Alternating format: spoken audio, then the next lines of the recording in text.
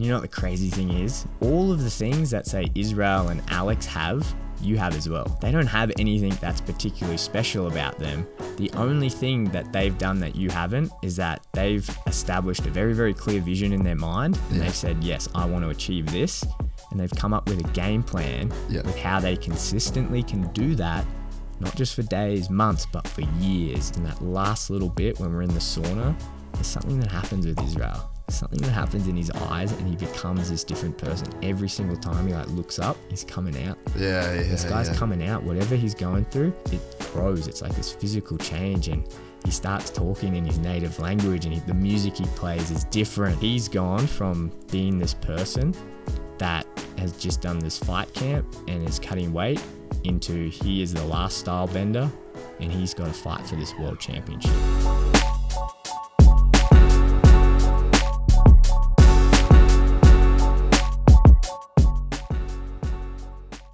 Gypsy.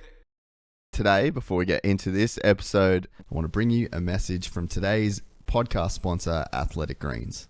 Athletic Greens is not only an all-in-one formula that helps me just cover all my nutritional bases, it's also the first healthy habit that I have that starts every single day.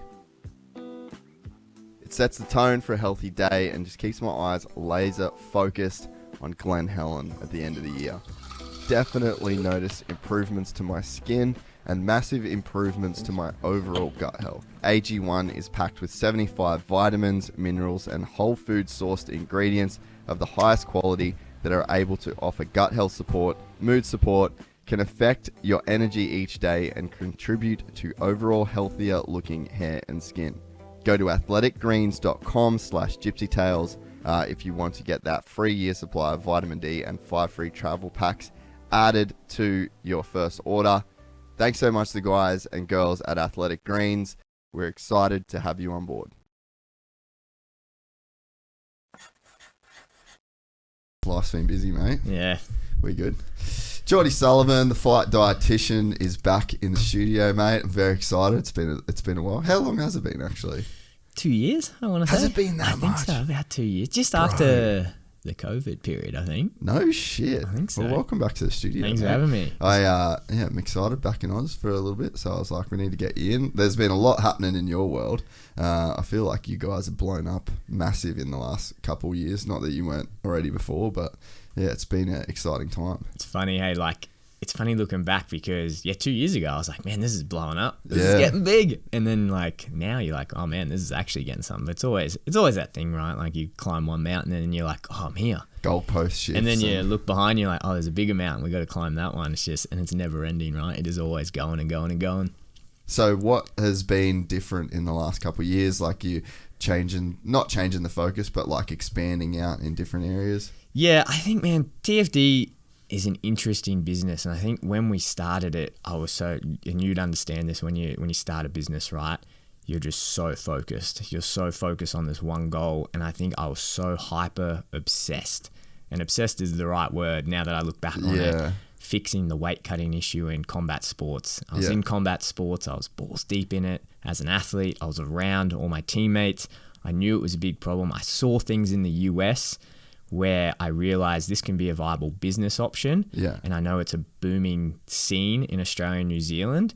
And I just so happened to time a wave, right before like the Israel Adesanyas and the Alex Volkanovskis all came up. And I was able to position myself, but I was just so obsessed with solving this weight cutting issue. And I think 3-4 years of my life, like my missus probably hated me the whole time. I'm surprised she stuck around because I was just traveling all around the world collecting this knowledge. And I think just that insane timing of like Israel and Alex and everyone coming up and being able to put myself around those people to get the knowledge. Yeah. It just launched this thing where I knew I had not a solution for it, but a really good fix for it and a really good system that could help a lot of athletes worldwide. But 3-4 years ago, I was a nobody. Nobody knew me. But then that happened. Like Israel came to fame, Volk came to fame, and they were using the system and we were showing everyone that it worked. And never one weight cut issue.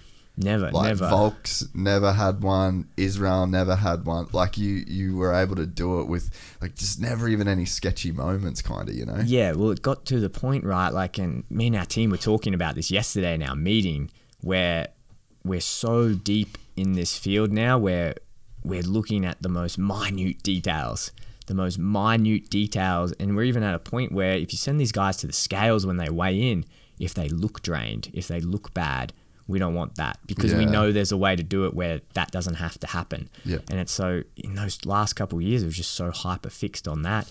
And it's interesting, right? When you're in it, I don't think you fully realize, one, how deep you are in it, and then two, like the real learnings that you're getting around there. Because I guess when I kind of came out from that and I started building a team, and then you've got other personalities where my team are great, but they're not as hyper-focused and fixated on this thing as I am, which is a blessing in disguise. Because all of a sudden they're like, hey, why don't we go and work with rugby league players? Why don't we work with endurance athletes? Why don't we do this and that? Yeah. And it's crazy the learnings that I've taken from working in such an extreme environment, which is high pressure, weight cutting in combat sports. Like I always say to people, when have you ever watched a game of footy and the commentator goes, man, that was a great tackle, he must have had a really good breakfast? Never. But when someone's making weight, that's all they're talking about is, did they eat properly? Did they diet properly? How did they cut weight? Are they depleted in the cage? Are they depleted? When they're fighting, did that bad weight cut have an effect on this? So there's so much pressure, and especially the guys we're working with, millions of dollars. And if you miss weight, you lose 30% of your purse.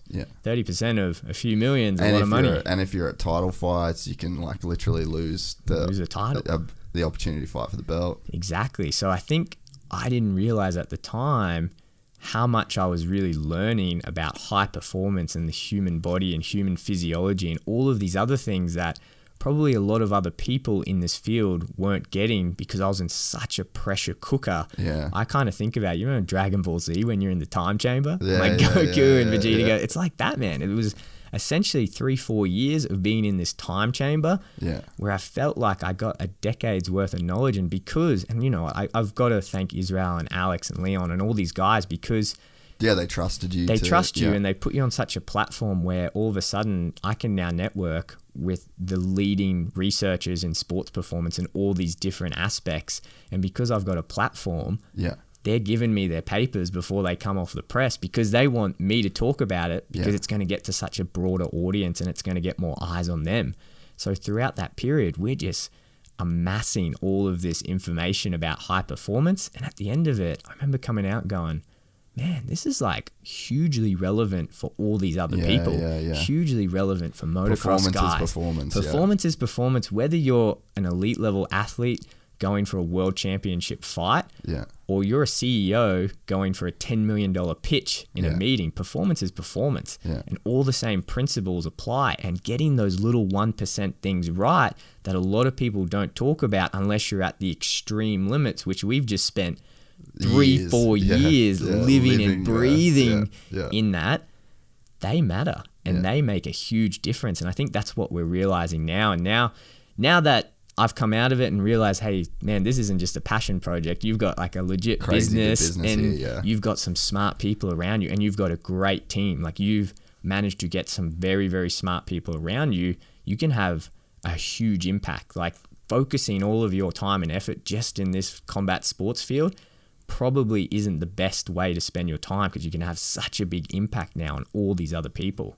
No, it's super cool, man. And like, I've seen the progression, like to you know, I've probably known you maybe 4 years now, and it's like to see that progression that you've made over the years. It's pretty impressive, and obsessed is the right word, you know, like when you, and I feel like that. Sometimes I feel too obsessed with like the business side of the podcast and like the logistics, and there's so much. Once you really get deep in, I guess, once you, or if you have like a real passion and obsession for your business, like the meta levels at which you can like dive in and like extract performance and stuff, like it's actually a pretty fun project when you kind of, I think, reach like the level that you've reached. It's amazingly fun, and it's fun because, like yourself, you're probably going to put yourself around other people who are in that mindset, right? We've just spent 3-4 years with the most elite athletes, the most elite coaches, the most elite managers. So you're seeing how all these other people in their area, how do they go about high performance? And there's so much learning. Same with you when you're getting all these guests on. Every guest, it's like osmosis, right? You just take it in and you just become. And I don't think at the time you realize how important that is. And how important it is to take all that information until you get out of it and you look around and you go, oh wow, like that was hugely valuable, and now I can apply all of this to these different areas of my business and my personal life and my professional life and my athletic life and all these other things. It's absolutely crazy. And it's funny you said, like, whether you're a UFC dude or like a CEO doing a $10 million deal or like whatever it is, like, performance is performance. And there is like, there's people that I know, like Anton, he's the CEO of this company called Stark Future. They're basically the Tesla of motocross, right? He comes from a business background. He built this huge business with a couple business partners. They sold it, and then he's like taken all that money, put it into this new project in Stark Future. And it's like, I mean, it's gnarly to start an electric motocross company. Crazy, like it's actually a pretty out there concept, you know. And I lived with him for a week in Barcelona, and the guy is an athlete. Like, he treats his business like Israel would treat a world title fight, you know. And that's like a common denominator that you see with people that are achieving things at a really high level. They're all acting like athletes. It's almost like the athletes aren't doing it because they're athletes. It's that's just what high performance looks like. You're sleeping right, you're training, you're getting the right nutrition, you're monitoring things, making sure that, you know, like for me, my Garmin's like a huge thing for me. It's like, oh, my heart rate variability is down. Like, the last 3 times I've got into this zone, I've actually got sick. Like, I need to prioritize this. And, you know, so I think it's not so much that it's just like people learning from sports. It's like, no, this is actually just a formula that everyone applies to getting the most out of themselves. You know what the crazy thing is that's probably the single biggest lesson I've learned from hanging around with these guys. And I always say that to whether it's a client, if they're a business person or they're sitting in an office, or, you know, they're a food truck delivery person, it doesn't really matter. All of the things that, say, Israel and Alex have, you have as well. They don't have anything that's particularly special about them. The only thing that they've done that you haven't is that they've established a very, very clear vision in their mind, and they've said, yes, I want to achieve this.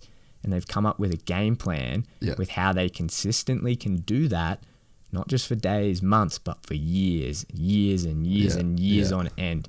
How can they every single day chip away at getting to that vision?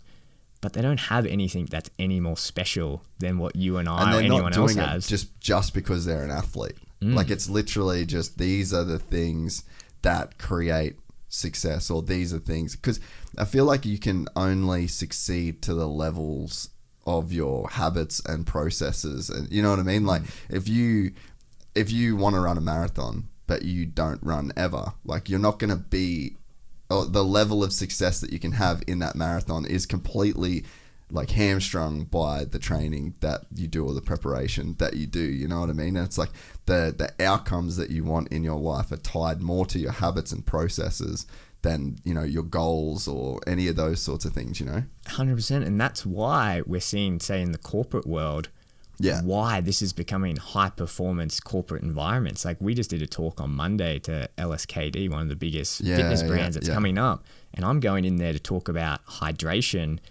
to their office workers, because not because they're recreational athletes, because a lot of them are, but it's for when they're sitting there at their work. How can they stay switched on? How can they still stay motivated? How can they keep their energy throughout the day? And that's just one little piece of the puzzle. And they're getting people like me to come in.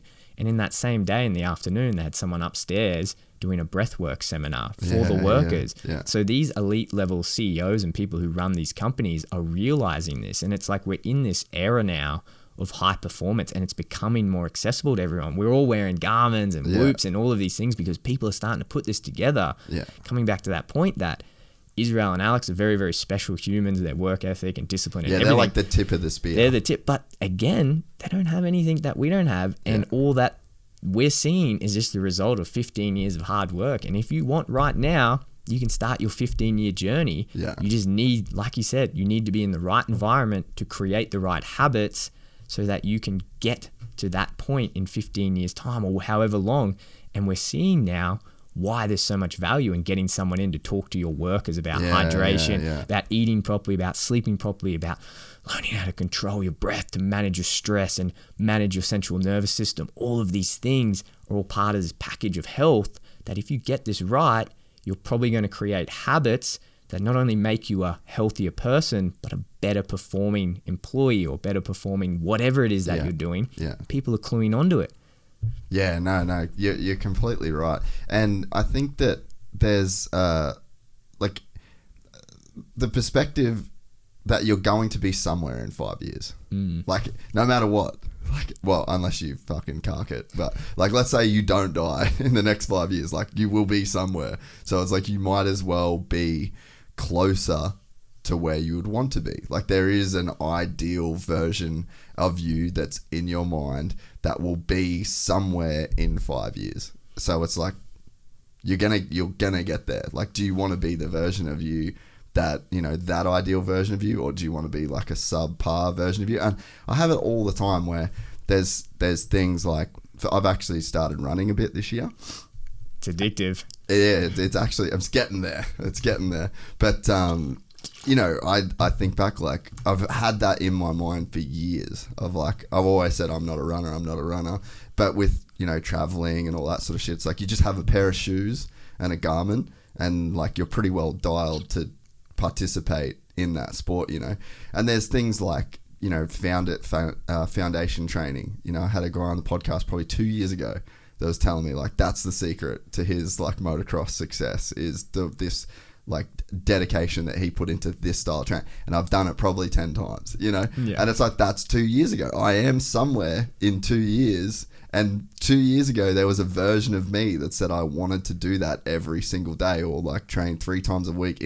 And if I was that guy that committed to that, I would be way better.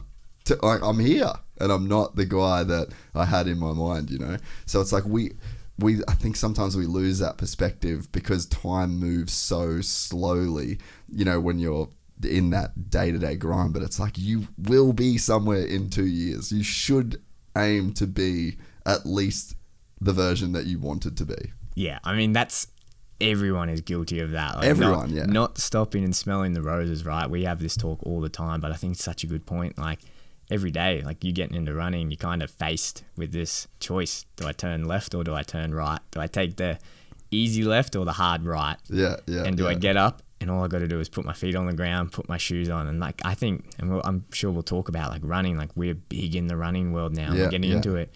And that's one thing I've realized, where I love MMA, I love Jiu Jitsu, I love combat sports, but I've come to realize that I think the buy-in to get into that sport is so much higher. Like, I don't know about you, but when I started jiu-jitsu, it took me a couple goes to actually get into the gym. Like, I remember I had to really psych myself up, and I was like, I don't know if I can do this. It's such a weird, like, sport. And it's quite heavy to be faced with, like, it's that very challenge. confronting, right? And it's very physical. And if you haven't had, like, a physical contact sport, and I played rugby for years, background, I can see how getting grabbed by another person is so against everything that you know. It goes against all your just physiology. Like initiating a fight or flight response purposefully. Exactly. But what I like about running, all the buy-in is that you put your shoes on, and like you said, you can be anywhere in the world. You just got to do it, and every single day you face that choice. Am I going to put the shoes on, and am I going to run, or am I not going to do it? And I think that's something like we work on a lot with our athletes. Again, going back to hanging around with the Alex, the Leons, the Israels, you see it. Yeah. It's not even a question in their mind. It's like, I've just got to do it because it's all part of this little process to get to this. And I think that's what a lot of people I've found, at least with the amateur athletes, when we go and we do corporate stuff, they don't have this clearly defined goal. Yeah. What's this clearly defined thing you want to be in 5 years' time? Yeah. And then how do you break it down and get it? And like with running, You just got to get up and do it. Yeah. You're not going to be a better runner by lying in bed. You're not going to get better at Jiu Jitsu lying in bed. Yeah. You're not going to get better at doing presentations, talking on podcasts or whatever by lying in bed. Yeah. Put your feet on the ground, just do it. It's like those little wins every single day, they add up. Yeah. And again, it's just, you see this at the highest level, and it's almost like being around those guys for years and years and years. You're like, is that it? Yeah. Is that all they do? And they'll say it to you. Yeah. Just get up and show up Yeah. every single day. You feel shit? Go to the gym. Yeah. You feel super hungry because you're dieting? Go to the gym. Yeah. You're upset with your girlfriend? Go to the gym. You're in the best mood ever? Go to the gym. It doesn't matter. Go to the gym and work on getting to that, because getting to that point has to be so much more important. And it's those little things every single day that get you there. Yeah. Well, I've been running with this 3 words in my mind at all times. Fuck your feelings. Like, because every sentence that would stop you from doing whatever it is, X, Y, Z, whether it's going to jiu-jitsu, going for a run, like going to the gym, whatever it is, every time you back out of that, you say to yourself, I don't feel, or I feel shit, or I feel. It's always a I feel. And I'm just like, you know what? Fuck your feelings.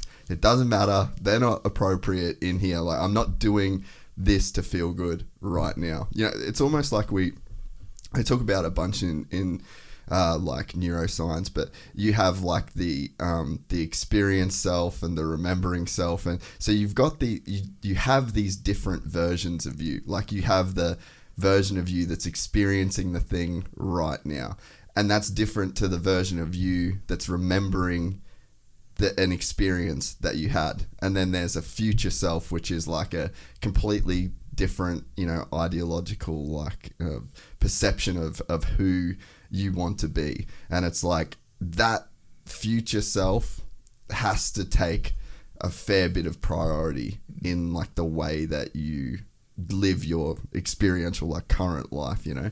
So yeah, I'm just like, you know what, I'm not doing this to feel good in the moment. I'm doing this for like the dude that's down the track that, you know, has whatever goals, but it's just like, fuck your feelings. And you'd be able to attest to this, like so many times you'd go for a run that you didn't feel like it, or you didn't feel good, or you felt a certain type of way, and it was an amazing run. There's so many times I've gone to the gym where I didn't feel like doing jiu-jitsu, and I ended up training great, or submitted a person I'd never submitted before, or like had a brilliant session. Or there's been rides where it's like, oh fuck, I've done 2 motos, like I can just get out of here, the track sucks, I'm fucking over it. And then you go out and you do your best lap time of the, you know, so the correlation, or like breaking the connection between what you feel and what you want. And I think that that's something that, like, at least for me at the moment, I'm just like, fuck what you feel. I don't care. Like, I'm doing this for that guy, not for this guy. Yeah, definitely. Because what you want to be there is way more important than where you are now, right? And there's something I've always been saying. I'm saying it a lot lately, and I say it to our athletes, especially when it comes to getting up in the morning, going to their training or doing whatever, or sticking to the diet. And it's the consequence of not doing it is far worse than the consequence of doing it. Yeah. So much worse, because never, ever, ever do you talk to someone who has just gone and done 10 hard rounds rolling, or they've just run a 10K, and afterwards they go, I wish I didn't do that. I feel like crap. That was really, you know what? Let's go back in time. I wish I didn't. Never. Not once. Or even, hey, you go out and you eat a really good meal, really healthy meal. You get all the veggies and green stuff, and then get a good lean protein in. You have a little bit of carbs. You get a juice and like lots of good veggies. Never once does someone after that go, yeah, you know what? I wanted to go get the burrito instead. The big greasy burrito. Never once. It's like the consequence of not doing it is so much worse than the consequence of doing it. And it's just, again, you got left and right. And that's what I've noticed with all these guys is like they just always choose the hard right over the easy left every single time. Yeah, it's a good point. And then I think that there's a thing about habits where, you know, you want to turn like discipline, like there's a short period of time where you have to have discipline.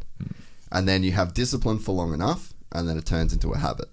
And then a real habit, you just take the hands off the wheel. And I think that that's the biggest transition that people need to make. And that's like the hardest thing that everybody needs to make, is like that, from going from just raw discipline to like having to, you know, run when you first start running, your legs hurt like shit after it, you know? And then it's like, you think that pain is going to last forever. You think that's what post-running feels like, no matter what. And you won't push through that barrier to make it the habit. And then you don't get to the point where like your legs don't really hurt that much after a run, and you can run the next day and you can kind of back it up. But I think it's that time that you need to put to go from discipline to habit, because once it's a habit, you can kind of just take your hands off the wheel, and then it just becomes like a part of who you are, what you do. Like, we make these default choices all the time. Like, I brush my teeth twice a day, every fucking day. I floss my teeth twice a day, that's not a choice on that. There's no discipline in that. That's just straight up habitual. And I think that it's like understanding the connection between how much discipline it takes for how long, and then when it moves into like that habitual stage. That's a good example, because I always use that. I always use that with our clients, because when you're talking about behavior change with health, right? Like, and again, if you go back to the office worker or whoever it is that just wants to be that high performing person, they want to get the most sales, they want to make the most commission, they want to just be the person in the office everyone is looking at going, I want to be that guy. Yeah. It's habit change and behavior change, and that's really, really hard. And I always say to them, you need to do it so much, so often, that it becomes to a point where, you know that feeling when you go to bed without brushing your teeth? Yeah. And you just feel gross. And it's like, I've got hair on my teeth, and you feel uncomfortable, and you're like, I don't like this feeling of not doing that. Yeah. And it's not because I don't think you would enjoy brushing your teeth. I don't. I dread brushing my teeth. I don't know why. I just don't like it. But I'll do it twice a day, every single day at the exact same time. That's what you do. And it's because I've been doing it every day since I was like, 18 months old, 2 years, however long it is when you can start brushing your teeth or whatever. Yeah. You've done that for 25, 30, 35, 40 years, however old you are. And I always say to people when they're looking at, okay, I want to change my health. I want to get better at hydrating. I want to get better at dieting. I want to get up every single morning and run. You go, that's cool, man, but you've got to do that for 5, 10, 15, 20 years. You need to really early establish that goalpost with people, because you need to prep them. Like you said, there's going to be this period where you're just going to have to grind it out. There's no habit there. It's pure grit and determination every single morning. And that's going to be a way longer process. That's not an 8-week gym challenge. It's not a 12-week gym challenge. It's not a 6-month thing. That's 2, 3, 4, 5 years of you rocking up every day and doing the same thing. Then that's going to become a habit. It's going to be a habit to the point where you feel uncomfortable doing it. And you might be getting to that point with your running. If I get up and I sleep in and I don't train, or I don't get up, I don't do something with my body, I hate that feeling. I can't. It's the same as when I brush my teeth. I just can't. I can't fathom it. My mind can't comprehend that feeling. Same with the business. There's certain things I need to do when I wake up, check emails, talk to this person, have a meeting with my team, make sure everyone's checked in on. If I don't do those things because you've been doing them every single day for years and years and years, it's an uncomfortable thing. It goes completely against your whole identity of who you are. And people forget that when it comes to your health. When it comes to just simply drinking more water, eating better foods, getting up and moving your body, stretching, self-regulating, putting away time to learn to breathe properly. They're not just things that you can just look at your watch and be like, oh, it's going to happen. This is going to make it happen. I put a Whoop on, it's going to give me all this info. Yeah, that's awesome info. You still have to do that every single day for years and years and years on end, to the point where it feels very, very uncomfortable when you don't do it.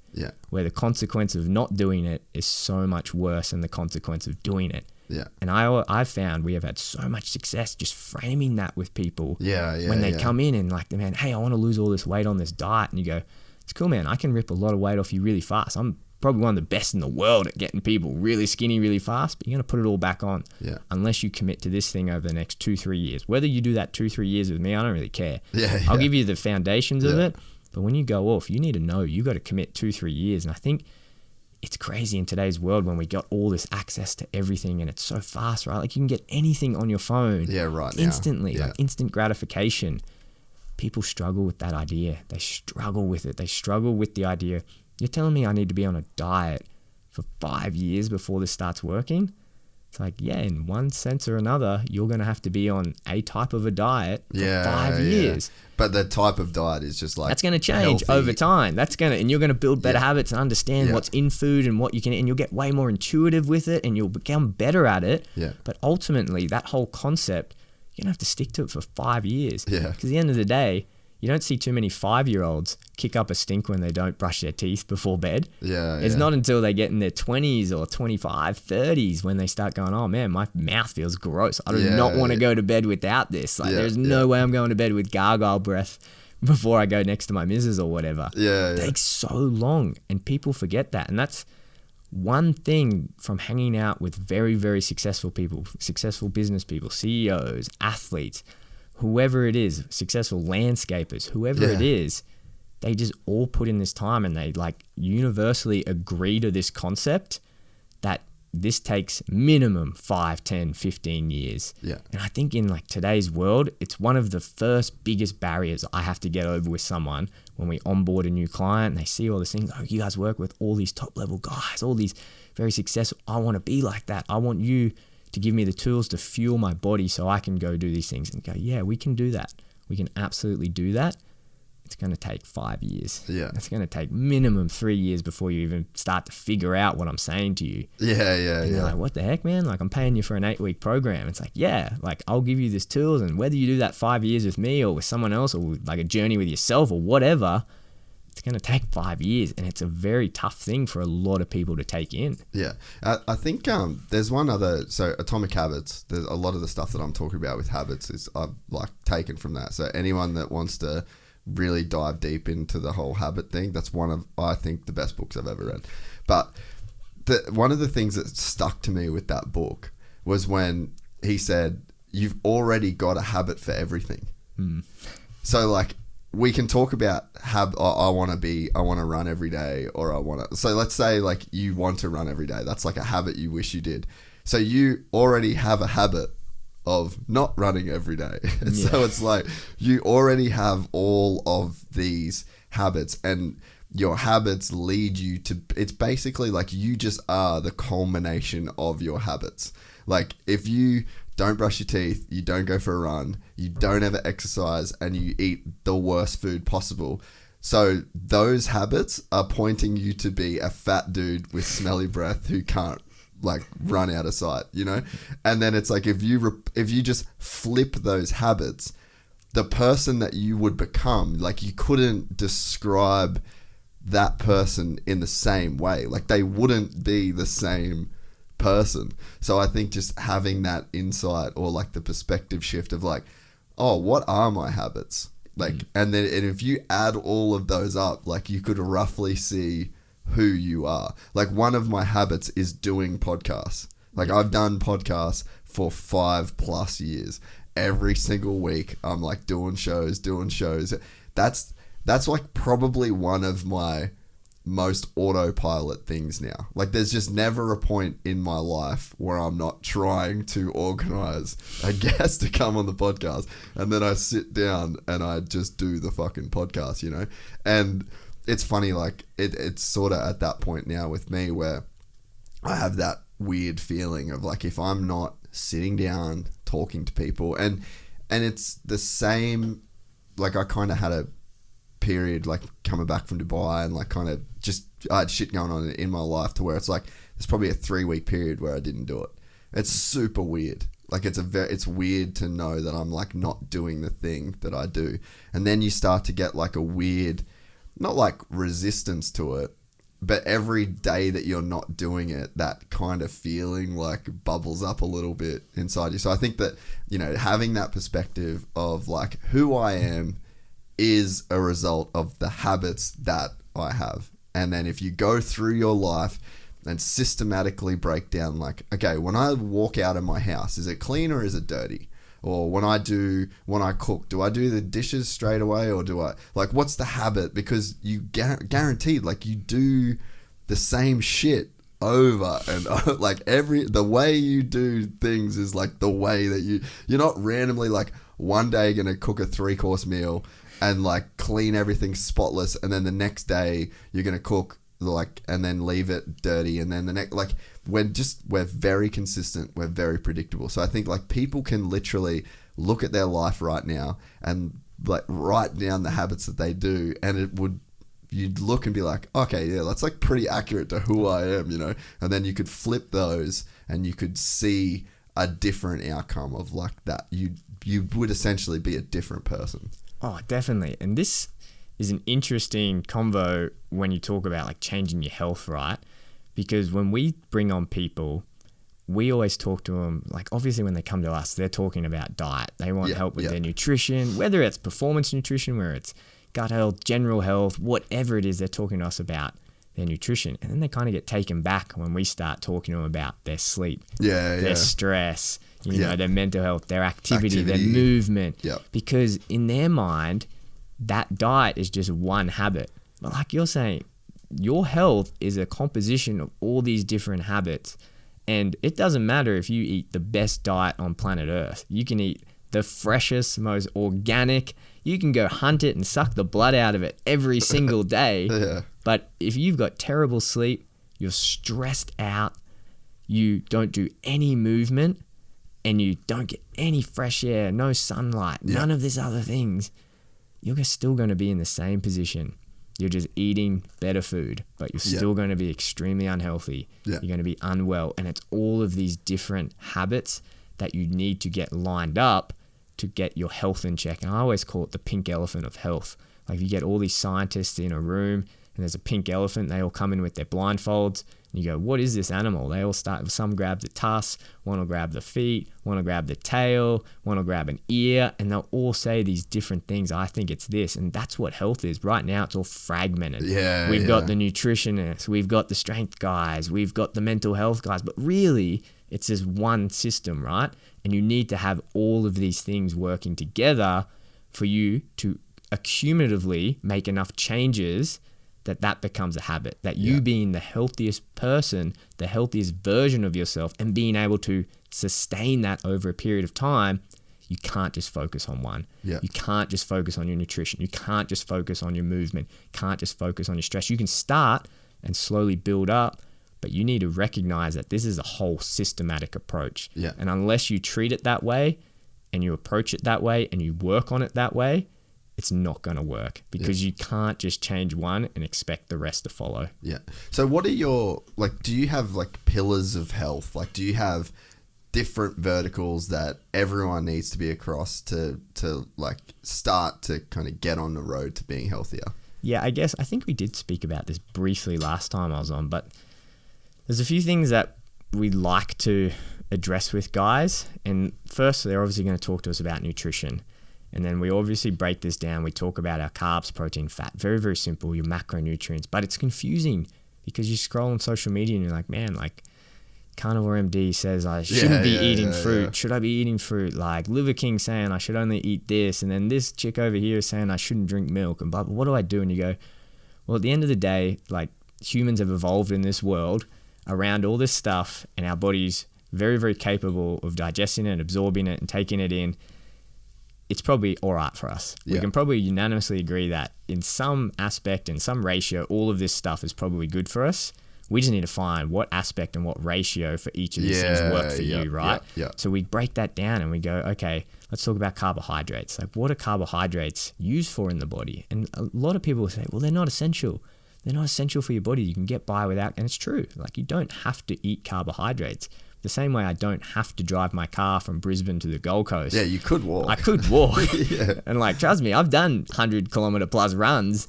I don't want to be running before a podcast doing 100K. It's not fun. Like, it's so much easier to get in the car and come down. So it's like, that's a good analogy. Those carbohydrates can probably play a pretty good role. It's like, again, you can have good podcasts and bad podcasts. You can have good carbs and bad carbs depending on the situation, right? So for you, what does that look like? If you're doing a lot of running, you're doing a lot of Jiu Jitsu, I know for a fact that there's a whole system in your body that's dedicated to fueling that activity. And the absolute engine to that requires carbohydrates to be in there. That's the furnace that keeps burning. You need to put that carbohydrate in there for your body to physically be able to do that at the level you're asking it. So for you, Jace, yeah, carbohydrates are going to be really important, and you need to appreciate that, and we need to figure out what type of carbohydrates work for you and what don't. Yeah. And we need to get rid of this mindset that you can't have them because for the activity and the lifestyle you're living, you need them. Yeah. Whereas for Susan, who sits in accounts, that doesn't do it, she doesn't enjoy doing any activity. She doesn't really particularly like potatoes, rice, bread, whatever. You know what, Susan? I'll figure out a way to make that work for you. Carbs, yeah, let's get rid of them. Probably not going to be the best for us to change this total system, all these habits. Probably not the best for you. So we need to establish that, and we go over to protein. Okay, like we're on the same page about carbs. Let's look at protein. What are we doing with protein in our body? Why is it important? It's the foundation of our muscle mass. Yeah. Our muscle mass. We all need muscle. It doesn't matter if you're an office worker, if you're an athlete, you need muscle mass. You still got to get up and down out of your chair. You got to be able to walk and go and do things.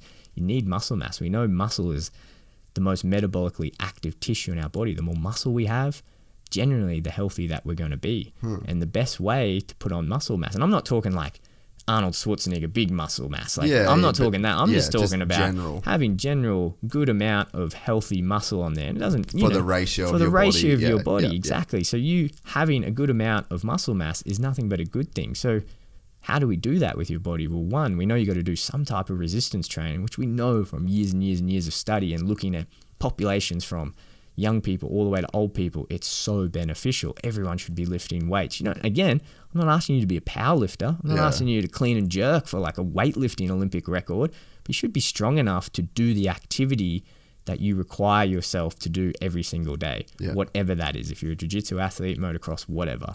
So that's the resistance training. But then how do we build muscle? We need protein coming in, and we need it coming in regularly. I think a lot of people get this concept like, I hit the gym, I need to just smash a protein shake, I'm good with protein.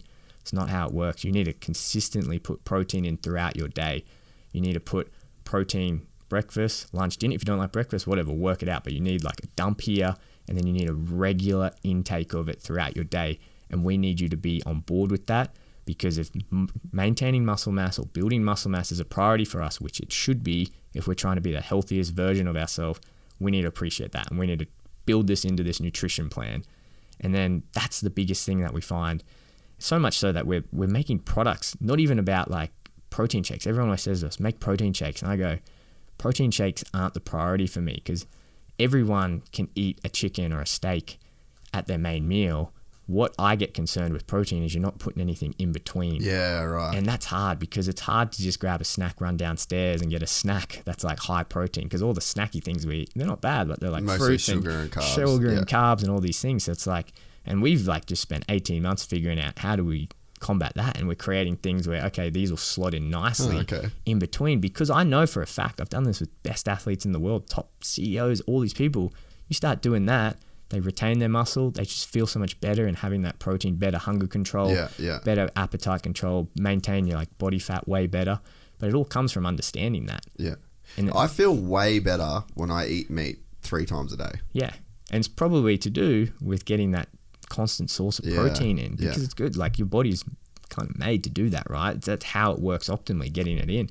Then we go over to fats. Like the last thing is fats, which is like the most controversial like because we've associated like you're fat, and so you should not have fat. And you probably grew up, I don't know, in school, like went low fat, everything's low fat, like low fat milk, low fat butter. Like my mom, like, and to be fair, if I was doing some soul searching and talking to a therapist, she'd probably say you became a dietitian because you saw how much your mother dieted when you were younger. Everything was low fat, like Atkins diet, low fat yogurt, low fat bars, everything was low fat. And now it's like come full circle. It's like eat nothing but fat. Fat is super important. Like we need it. Like obviously we need to insulate our organs. We need body fat on us. It keeps us warm. Your brain's made up of a lot of fat. Yeah, your brain, you need it. And a lot of our hormones, the backbone of a lot of our hormones are fats. So we need it. And that's a big thing we see with guys saying fight camp, because we reduce fat because it's so calorically dense, meaning it gives, for carbs and protein, we get 4 calories per gram, but with the fat, we get 9 calories per gram. Yeah, so for the right. same amount of gram amount, you're getting 2.5 times a calorie. It's called a calorie bomb. Yeah. Which is why it's the thinking behind, hey, if we take away fats, Yeah. we're going to reduce 2.5 times more calories than if we manipulate these things. But if your hormones are like regulated by fats, and then you like, what does your body even do with the protein if you don't have like the testosterone and the right and this hormone? is the thing. We see this with our athletes. Yeah, I see it with myself. I blood test Adrenal myself. fatigue. You're dieting and you test it. Your testosterone goes down. All these other hormones go down. You're like, oh, what's going on? Like, I'm training, I'm eating, I'm sleeping. But it's like, man, you're not putting in fat. You need fat. You need that in your body. So but again, it's like good fats, bad fats, depending on your situation. Like, probably not ideal for most people to just only get their fat source from a bucket of chicken from KFC. Yeah. Probably a good idea to get, natural nuts. Sunday after a race, though, completely fine. Completely fine. Go hard. But, most of the time, salmons, like marine salmons and like avocados, you got nuts, you've got, milk, you've got creams, you've got other dairies, yogurts, all these things that have good natural fats. Your body needs that fat. And they're the first things of whenever we get someone in. And that's like, I'm saying this, and it might sound a bit simple, but going through that gets rid of probably 90% of these nutrition myths that people have in their mind, or these reservations that, for one reason or another, has really held them back from eating healthy. Because people do get very like mentally attached to either foods they can or can't eat, or certain diets, or like food it does seem like quite an emotional thing. I think we spoke about this a little bit last time as well. And I think more than anything, and I've thought about this lots, like I've been doing this like 10 years, so I've spent a lot of time thinking about this. And it's like, I think in a physiological sense, we are the food that we eat. Yeah, literally. The food that we eat literally breaks down and builds our bodies. And in maybe, this might not be as physiologically sound. Probably some scientists listening to this going, what's this going on about? But it literally breaks down, and it's like our DNA, right? And it builds everything in us. So I think it's right to assume that the food that you eat is going to form some part of your identity of yourself. Yeah. Because if I eat this way and I feel really good and I can go do these things, then that should be the same for you, because I feel so good and I can do all of these things because this type of way of eating, this composition of ratio of macros makes me feel awesome. Yeah. But the cool thing about biology is that there's not, unless you're a twin, there's not one other person on this planet that has the same genetic makeup, that is the same person of you. And when you multiply that over billions of people across the earth, there's a lot of genetic variation and a lot of things that will change whether that composition of food is right for you. And that's essentially my job, right? Yeah. Is going, I know what these things are. I need to figure out what composition is best for Jace or Susan in accounts or Timmy over here. I need to figure that out. But because it's such a personal thing, we do it 3 to 5 times a day. We sit down, we prepare our food, we put it in our mouth, and then we have an immediate feeling. Do I feel good? Do I feel crappy? Yeah. Like, it might feel initially pretty good smashing the KFC straight after the race on Sunday. Yeah. But you know the feeling straight after. You're like, man, regrets. Yeah. Or if you have that nice big healthy meal, you feel good. Yeah. Or if you go on the mats and you've eaten really well and you just burn through people, you know what that feels like. And that's why I feel like people get so bought into it, because they get so convinced of how the food makes them feel that they feel the need. And it's probably, to be honest, it's not necessarily a negative thing. They're just trying to help people. I want other people to feel the way that I'm feeling. And this food has played such a big part of how I'm feeling, how I'm performing, how I'm showing up every day. And I want you to feel that as well. So you should eat like this. Yeah. Maybe it'll work. Most of the time it doesn't. Yeah. Because that's a very subjective way to look at it. And science is a very objective thing. And people are at like different starting points too, you know, like you'd be like a elite athlete of eating, essentially, like the way that you look after your nutrition. But it's like in the same way that there's white belts in Jiu Jitsu and black belts, like that black belt's been there for 10 years. Like over time, there's been such a drastic change, you know, like people have very different points at the start as well. Yeah, exactly. Like I was saying earlier, there's that 5-year progression. Think of white belt to, I don't know, purple belt at Jiu Jitsu. you're doing arm bars and triangles and omoplatas and all of these things the exact you're like same. an unrecognizable person. Yeah, but you did all that at white belt, and you're doing it all the same stuff at purple belt. But you just, those tiny little details and how efficient you are. It's the same with your diet. I understand that there's a certain way that I need to eat for the activity that I'm doing. I'm still finding things and I'm going, man, if I tweak this, I feel awesome and I feel great. I won't talk about that though, because I know for Israel it's a completely different thing. I know for Alex, he has an entirely different diet compared to him. And then I look at Leon Edwards, best champion in the UK's history, has an entirely different diet itself. Yeah. And that's my job, is figuring out what are these things within these compositions, these different macros. I need to appreciate the science and the physiology objectively for what each of these are doing in their body. I just need to understand that science. But then I need to kind of subjectively talk to that person and figure out what's best for them. Subjectively, how they're feeling. And then with my job in high performance, objectively, what numbers are you putting out? Because there will be a correlation. And that's the thing. It's like you're playing Sherlock Holmes and you need to find that correlation. That's just very, very, very, very difficult for the everyday person to do when you don't have the knowledge of, hey, I know exactly what carbohydrates are. I know what they do in my body. I know what protein is. I know how I feel. I know, this. What like, are you even looking for? Data personally, and like you were talking about earlier, you've got years of habits formed, and you've got years of these own cognitive biases that you've created. So you've got all of these things, and that's why I'm saying when we have this conversation, when people come in, this is a 5-year process. You're at white belt, you got to get to at least purple brown belt before you're going to make any progress with this. And that's very, very difficult. But it's because you have all these other things. You have this identity with food, and it's very, very difficult to change, pretty much polar opposite those habits. It just takes so long. And I think coming back to today's world where it's instant gratification, that's a very, very tough thing to get across. And I think this is an interesting point that I find so much inspiration from guys when they come in, just everyday guys, when they are able to do that, compared to when I see the world champion athletes or elite level top millionaire business people, because those guys have spent years building other habits that support this habit and can make it a bit easier. These guys are going from pretty much everything pointing left, and we need it pointing right. And every single day, it's hard. They're in that discipline phase. They're in that phase where this just absolutely sucks. Like meal prepping for them sucks. Shopping sucks. Like they have to think so hard about what type of foods they've got to eat and how do they change that every day. And then they've got to meet with me and understand the science of it. And they're trying to wrap their head around all of that. And then this guy keeps talking about sleep and stress and hydration, all these other things. It's so overwhelming. Yet they show up every day and they do it. And then when you see that over a 12-month period, an 18-month, and you see that real change, it's like they've gone from white belt to blue belt, and then they're getting like a good blue belt. And you're like, man, you're rocking it. And that's not easy to do. Going from purple belt to brown belt is a lot easier than going from couch to white belt. Way harder. And it's like, those guys are very inspiring to see it. And I guess, again, coming full circle, like that original question with the business now, I think that's what I'm understanding being around all these high elite performance people, is that how do you create an environment that is conducive to getting someone from couch to white belt? Because at the end of the day, Jace, you know what you need to eat. Deep down, you know what you need to eat. You know. Every time I order a quarter pounder with extra pickles, a Coke and a medium fries, I know I should be doing something different. You need to sleep. You don't need your Garmin to tell you that. You know getting up and going for a run is good for you. You know you're going to feel better after it.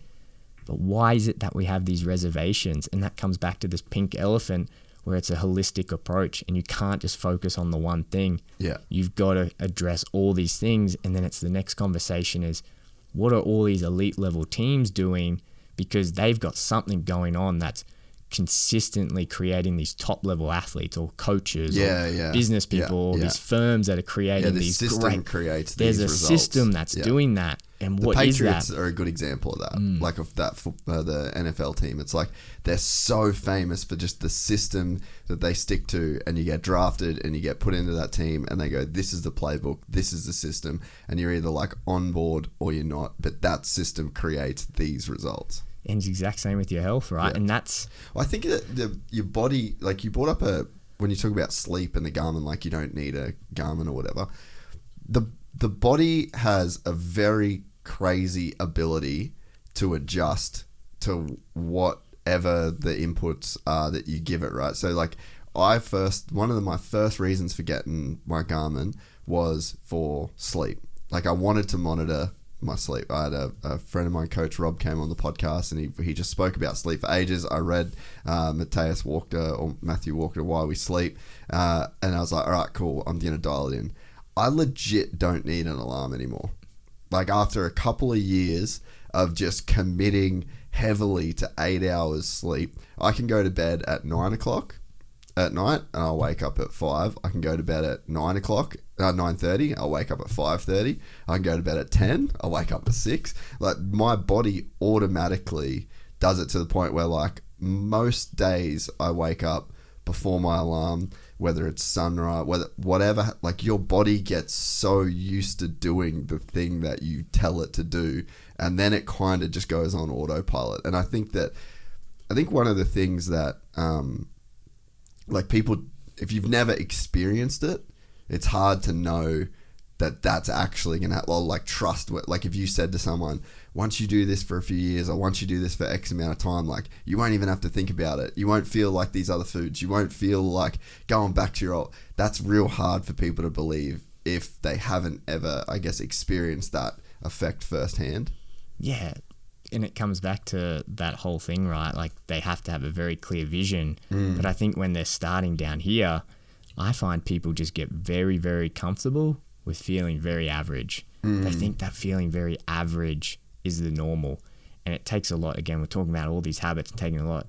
But that point that you made is awesome, right? Like there is a physiological basis for sure. to how we can fix this. There's a physiological basis with your sleep. There's circadian rhythms. There's certain hormones that get released at certain times that if we can dial this in, it will set you up for a better night's sleep. Not only will it set you up for better night's sleep, you got better quality, you got deeper REM sleep. We get deeper REM sleep, we get better recovery. It comes into all these things. There's a physiological system that we can put in place for you to make this work. But the hard thing with science is translating that science into practice, which is so difficult. It comes back to creating these systems. Is the science is there, we know it works. How do you get someone to follow it? How do you convince someone that they're sleeping and they're used to feeling just kind of groggy when they get up? It's normal for them to not really switch on for 2-3 hours and at 3 p.m. to feel really fatigued and tired. That's just their life. That's all they know. That used to be me. How do you convince them? How do you convince them that this system will work? Well, it's funny though, because like I would have said, and I did say, oh, I'm not a morning person my whole life, literally until probably, through COVID. I think COVID was good because like kind of it was literally just Groundhog Day for most of the world.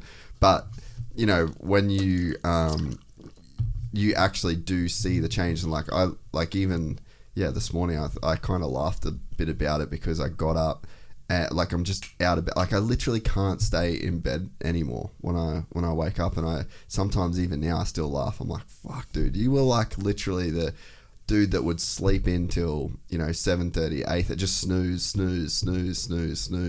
and it is like a story you tell yourself of like, oh, I'm just not a morning person. I'm a night owl. And it's just like, no, it's just like you're trained. You just have this habit, and this habit gives this result. And then you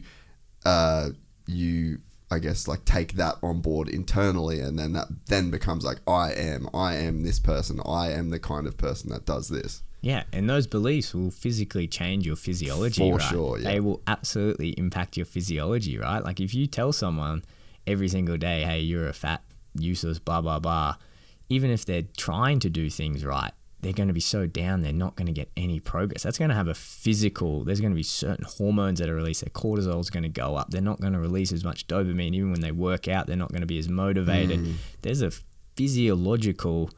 Yeah, like you are a system. You are a system. And the crazy thing about the human body is that it's probably one of the most amazing systems, machines, whatever you want to call it, in the universe. Where it's so wildly complex, and it will change and alter to its environment. So no matter how far back you are or how much on the couch you think you are, you've got this hardwiring within yourself that we know work. We know all of these physiological systems. If you give it these inputs. If you give it the right inputs at the right time for the right period of time, your body will naturally go back to these things. Yeah. And all you have to do is suspend these beliefs that you have about yourself and let it happen.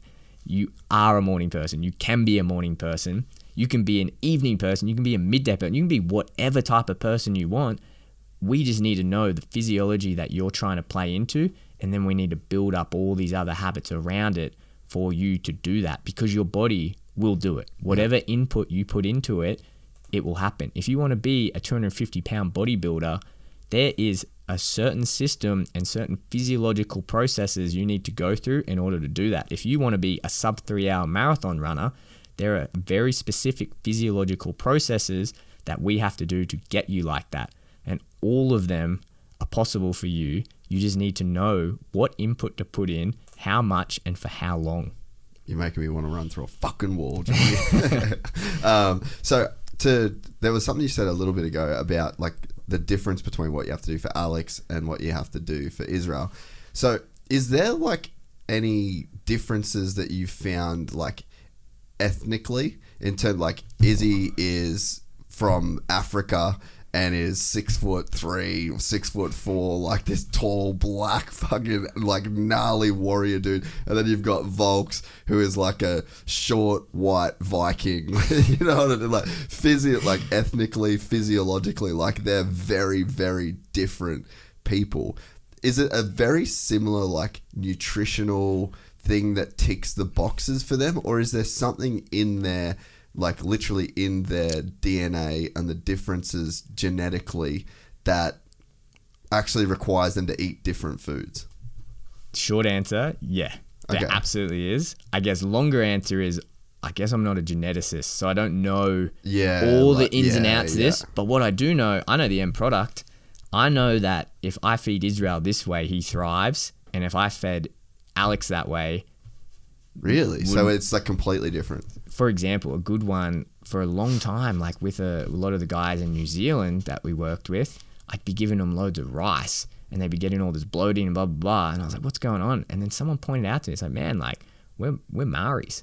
Like we're used to eating kumara, like sweet potato and all of these like ground roots and things like that. That's what we feel good on. And I was like, there was no rice. Yeah, I was like, whatever, man, that's not a thing. Like it's all the same stuff once it gets in there. Whether or not it is a physiological thing that maybe it doesn't make a difference, but up here for them, it made a difference. So like I had to scrap this thing and get with that. The reason I say that is because Israel is very, very passionate about his heritage, being from Nigeria. Like when I make food for Israel during fight week, I would never, ever, ever dare give him a knife and fork. Really? I would not, because it's insulting to him. That's not how his culture eats. They eat with their hands. They eat, and you know, it's a very social thing. So Israel will come out and he'll eat with everyone. Like I've learnt to not give him a fork or a knife because it's not what he does. Yeah, it's that's not how cool. he eats. It's not how he eats, you know? And it's just like, that's Israel. But the type of foods that he eats, like I'll make Israel very spicy, like Jamaican jerk and all of these things that, because he's used to eating it. He's grown up eating it. I give that to, say, Kai Kara France on fight week. Like, he's on the toilet having the worst time ever. He needs, you know, like the root vegetables, like that more Maori type of diet. And, you know, I think Alex is an interesting case because he's probably the most textbook guy, where if I explain the carbohydrates and I read to you, hey, Jace, like, theoretically, an elite level athlete needs to eat 8 grams per kilogram of carbohydrates and this much protein and fat, blah, blah, blah. That's pretty much Alex, because if you do a body scan with him, hey, for a featherweight person in the UFC, he should technically, by the textbook, be 14% body fat when they start fight camp. Alex is exactly 14% body fat. Yeah. And when we go, he's just that dude. He's just dialed in. Like, it's obviously years and years and years of hard work, but I think the thing about elite level sport that's not spoken about enough, especially when it comes to fighting, is there's genetic filtering. Yeah. There's going to be characteristics that are more favorable for you to have success in that sport. Yeah. And that's why a lot of people just don't get to that level.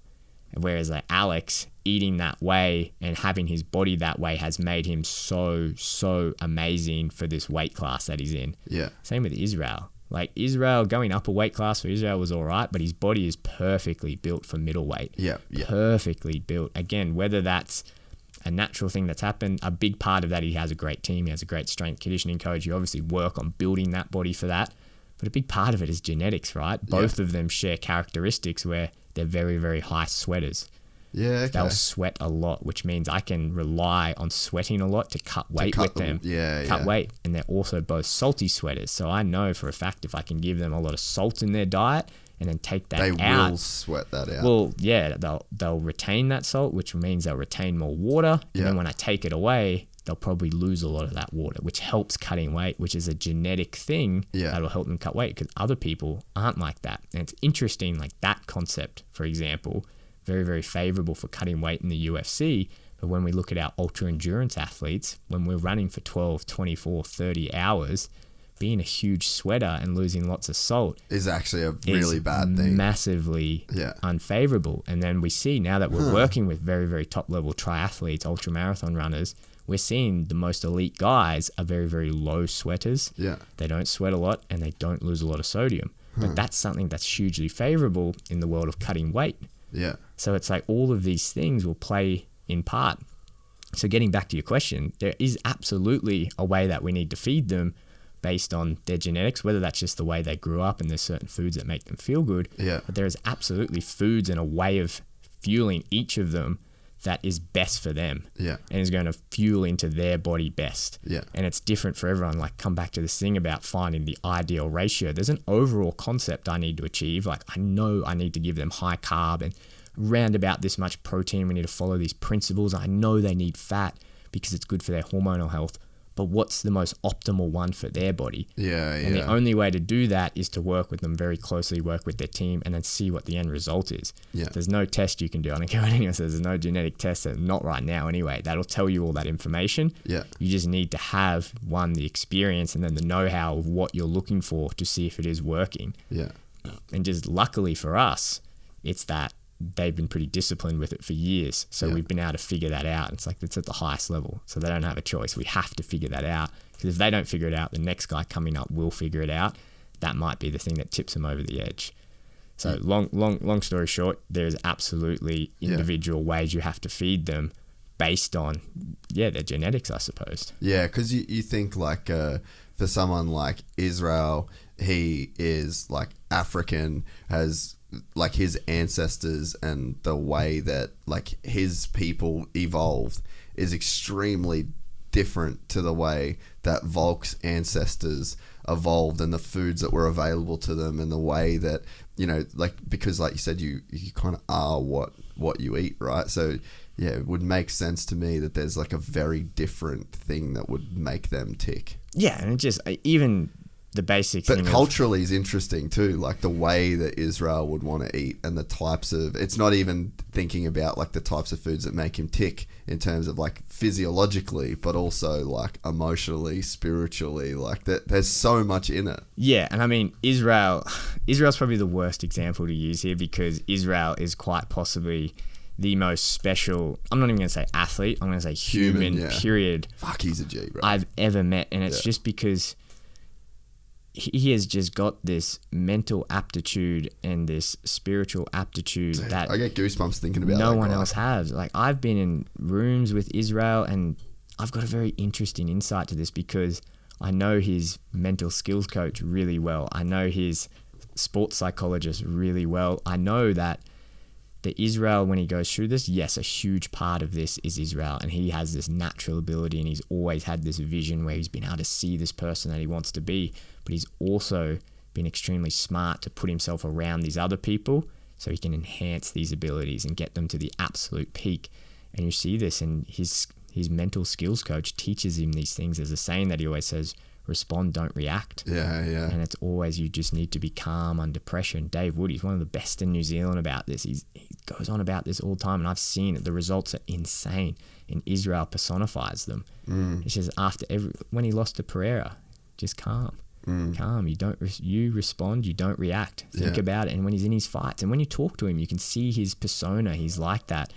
And I guess persona is an interesting word for him, because he's built different personas for the person he has to be for different situations. Yeah, yeah. And I've always talked about, when we're cutting weight, Israel, and I've spoken to Israel about it, he's not even consciously aware that he's doing this. And over the years, I've described it as Israel becoming style bender. Yeah. Where it's this last pit of this camp. He's gone through this grueling fight camp. We've dieted that week. He cuts a lot of weight. If you've never met Israel, he's huge. People think he's massive and he's built. Yeah. So he cuts a lot of weight. And in that process, in that last little bit when we're in the sauna, there's something that happens with Israel. Something that happens in his eyes, and he becomes this different person. Every single time he like looks up, it's like, he's coming out. Yeah. This guy's coming out, whatever he's going through, and it grows. It's like this physical change, and he starts talking in his native language, and the music he plays is different. Yeah. And you can tell just the energy. that he's gone from being this person that has just done this fight camp and is cutting weight into he is the last style bender, and he's got to fight for this world championship. Yeah. And he's got to defend it with every little thing that he's got. Yeah. And he's not even consciously aware that he's doing it. And it's the most incredible thing to see, because then he's that person for the next 36 hours. Yeah. And then he goes out, and then after the fight, just back to... he sheds it, and he comes back to Israel. And then we go to the after party and we start chatting, and then Izzy's back. Yeah. And it's the most incredible thing. And I've noticed that all of these guys do that. Alex does this. Kai does this, Leon does this, all in their own way, but they have these little personas that they come in, and these different parts that they can elevate themselves. It's like they become the person they need to be to take care of the job they need to get done. Yeah. And it's incredible to see, because it's just they're so elite at the mental game, and I would even say the spiritual game, because that plays into it so much. Yeah. And again, if I'm looking at this from the outside where I am, I'm sitting there going, oh my God, like, again, being in the time chamber, seeing these guys, this is things you see with like elite level teams and CEOs, and over again. They can bring this out of people. Like top level CEOs bring this out of people in their team. Yeah. They create this environment, this system, which makes people become the highest version of themselves. Yeah. That brings out the best in them. And then it's just a game of, how do I create this team where everyone's becoming the best version of themselves, and we're all going towards this one goal. Yeah. Which ultimately, that's what fighting is, right? Like, Israel's part of a team, and they're all going to be the best MMA gym, the best MMA fighters in the world. And they've just that mental and spiritual side of that. They're just so elite at. Don't get me wrong, they're great athletes. Yeah, but that's such a small part of it. And that is such a huge part of it, this mental and spiritual side of it. Yeah. And it's just so elite, and seeing it in person is just, you could never ever question why Israel is so great. Like, once you see that, I get it. Yeah. I get why this guy is literally the best in the world at what he does. Yeah. Because no one else does that like him. Because it's not a thing we talk about. You don't talk about that in high performance and sport. It's even like for guys, you don't talk about it. You don't get involved. I've seen Israel break down in tears when we're cutting weight. He's like, I'm so grateful. Yeah. I'm so grateful to be here. I can't believe I'm here. I can't believe I'm with all you guys. Thank you all. It's like, what? You're the world champion. What are you talking about? We've got to cut weight. Get back in the sauna. Yeah. But it's like, he's just this.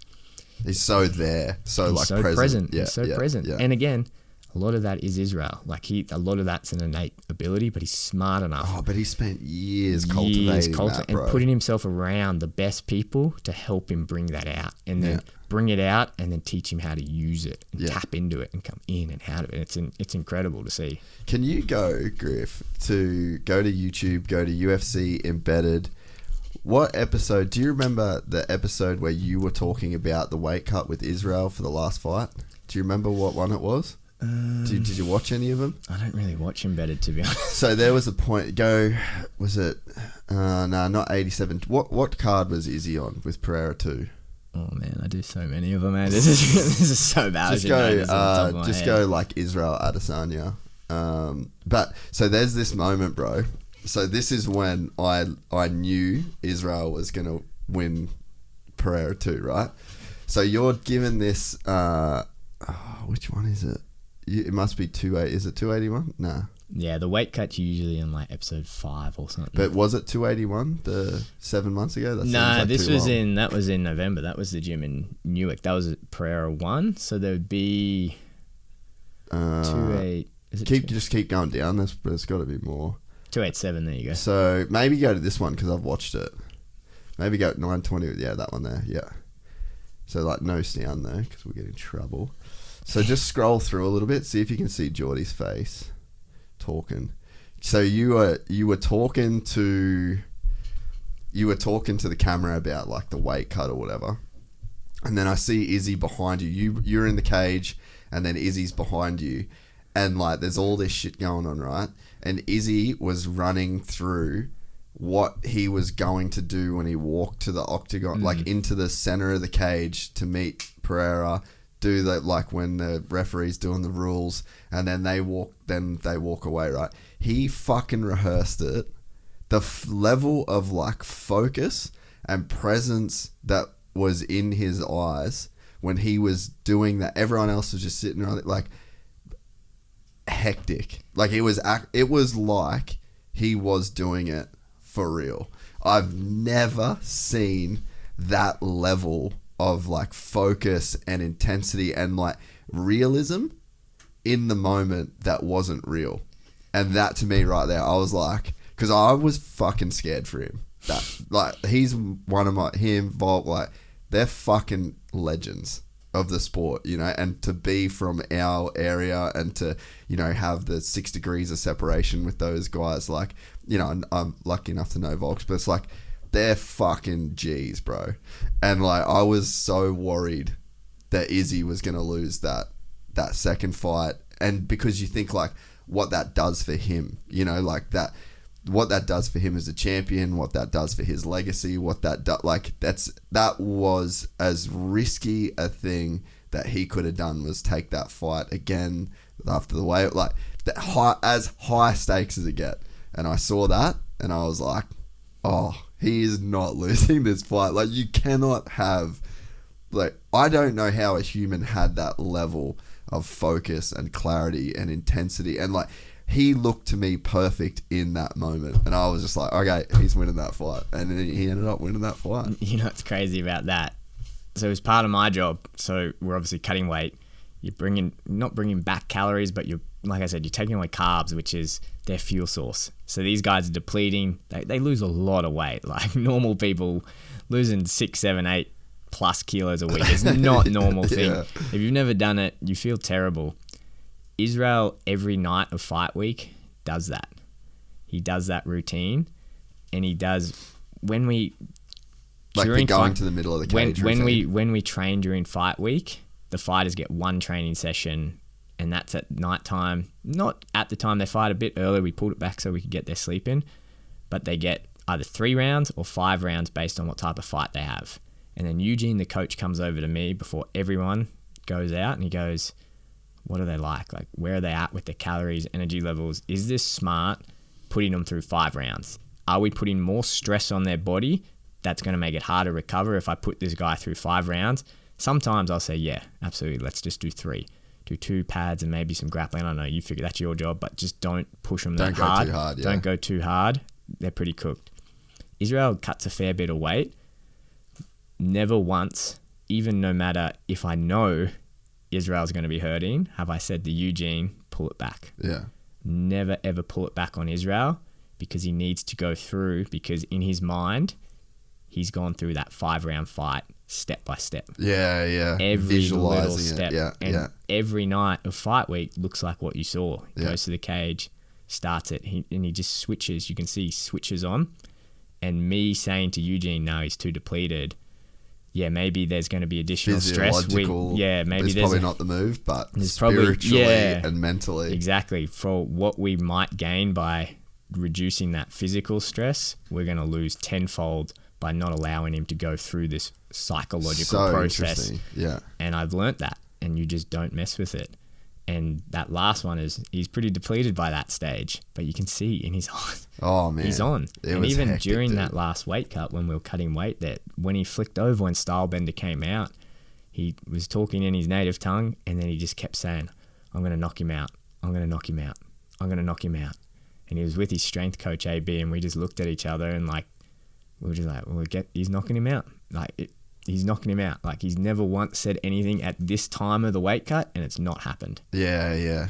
And the way he's saying this, that's what's going to happen. Yeah. And then it's like, I always say to people, when I watch our athletes fight, I never get that nervous. Like, I'll get nervous for some of the guys, never, ever, ever nervous when I watch Alex or Israel fight. Yeah. It's just like, you're so confident in them, and they're so confident in themselves. They've got that ability to be so confident in the result that they've visualized in their mind and their preparation to get there, that you're an idiot if you don't believe them. If you're not 100% bought into that, you're an idiot. Yeah, you might as well not be there. You may as well not be there. Yeah.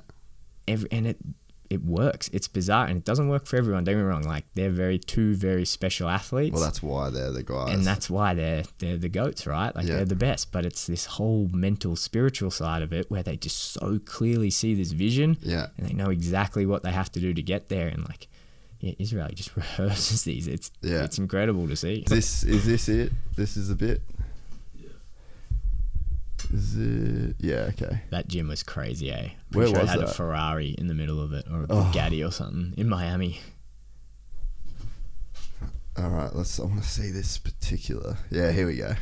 This might be it.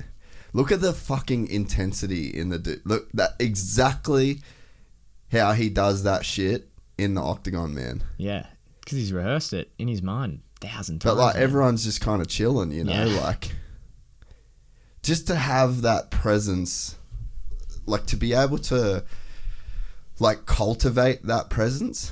And if anyone's like a meditator, you know, like you sit down and then there's like that initial stage where you're like, oh, okay, I'm meditating now. Like, I've got X, Y, Z to do. Like, there's that initial point, or maybe the same where you're running before you hit that runner's high, where you're not really feeling anything. You just kind of before you get to that moment, you know, you like, for Israel, it's like the other people in the room to have that level where like you're centering in and nothing else exists. Like, in that kind of moment, there's probably music playing, you're doing an interview, you know, like to have that in that moment, I think that's such a special, like, unique skill.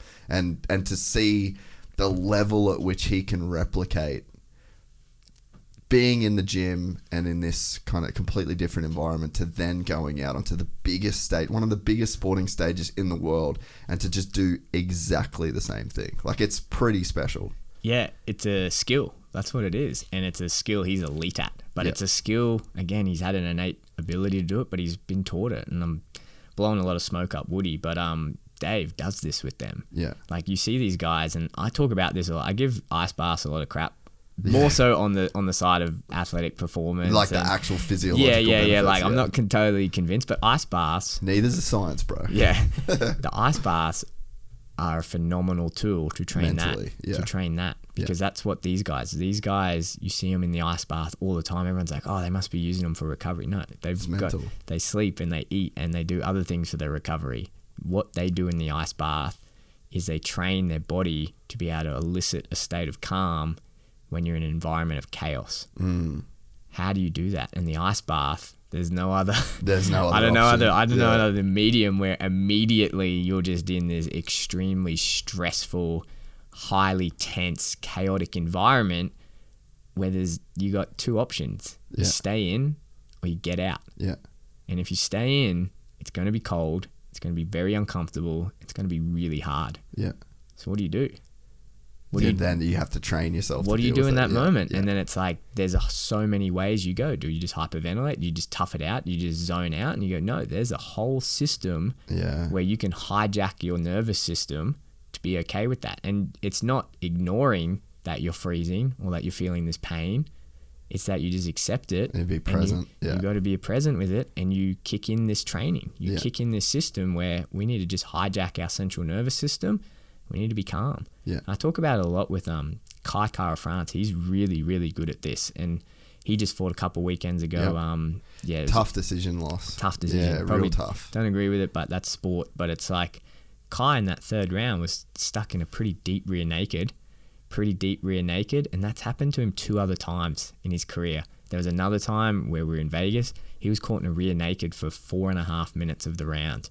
4.5 and deep, body triangle on, rolling around, and then 4 minutes 35 stood up. By 4 minutes 45, he'd knocked the guy out.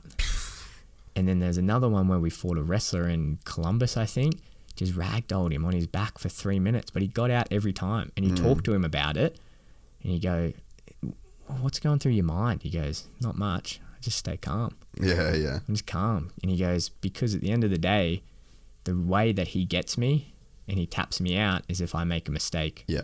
And if I make a mistake, that's because I was stressed out and I didn't think clearly. So the most important thing for me in those situations is I need to stay calm. I just need to think. I just need to fight those hands, because he's not going to get it on me. Like, he's not that high level where he can force a mistake out of me. I'm still defending. I just got to be calm. Yeah. And you just see it in him. It's so deep. It's in there. And he's like, I've got a little bit of space. I can breathe. I'm used to being in these ice baths. I'm used to being in the rough ocean that Woody throws us in. That's waves throwing us. I'm used to holding the kettlebell and being at the bottom of the pool. Yeah. Not having any oxygen in my body. But I can stay calm. Yeah. I can stay calm and I can think. And again, that's like another, we see that with all sports. Like in the ultra endurance world, that's the most telltale sign if someone's successful or not. Yeah. You're 18 hours deep, you're depleted, you feel terrible, but you can stay calm. Yeah. Everything hurts, but you can still stay calm. And all that is hijacking that system. Yeah. And it's something you train, and that's what the ice bath is so powerful. Don't Yeah. get me wrong, like, yeah, if you feel sore, jump in there, but I think that's wasted time. Yeah. If you're going to submerge your whole body in freezing cold ice, which sucks, I don't care what anyone says, like, you don't enjoy it, it sucks. Train that system, because that's going to be so much more profound, and you don't even have to be a top level athlete. It's like when you're driving. Like today, I was late 30 minutes late, and it's like you're sitting there and you're like looking at the traffic. It's like, man, I can't control that this guy just had an accident. Like, I hope everyone's okay. Like, I can't control. The only thing I can control, I'll message Jace and say, hey man, sorry, like, I'm going to be 30 minutes late. Like, Jace is going to be cool. And it's like, I'm not going to let that accident impede on the fact that we're going to have great conversation for a couple of hours, and that now I get an extra 30 minutes. I get to sit with myself and with my own thoughts, and I get to be calm and quiet, which I don't really get in my everyday life. I get to be calm. It's like, but that all comes from training your mind in these like stressful situations. That's again like Israel, expert at Kai, expert. It's because they've trained it. And again, like coming back, if we're talking about like health, these are all the things you need to talk to people about when we're talking about changing the habits. Like, you would have seen it when you started running, man. Like, the running probably wasn't that hard for you, but mentally, running's really freaking hard. Yeah. It's boring. It's repetitive. It's like, it's not that exciting. Jiu Jitsu to me is exciting. I love going back to Jiu Jitsu. It's like so many things going, but running, it's just like, it's boring, but it's like, it's okay. It is what it is. Like, I'm here. You need to stay calm. I've got hour, 2, 3, 4, 5, 6, 7, 8 hours of this. Is what it is. This is it. Like, I'm here. I'm here. Yeah.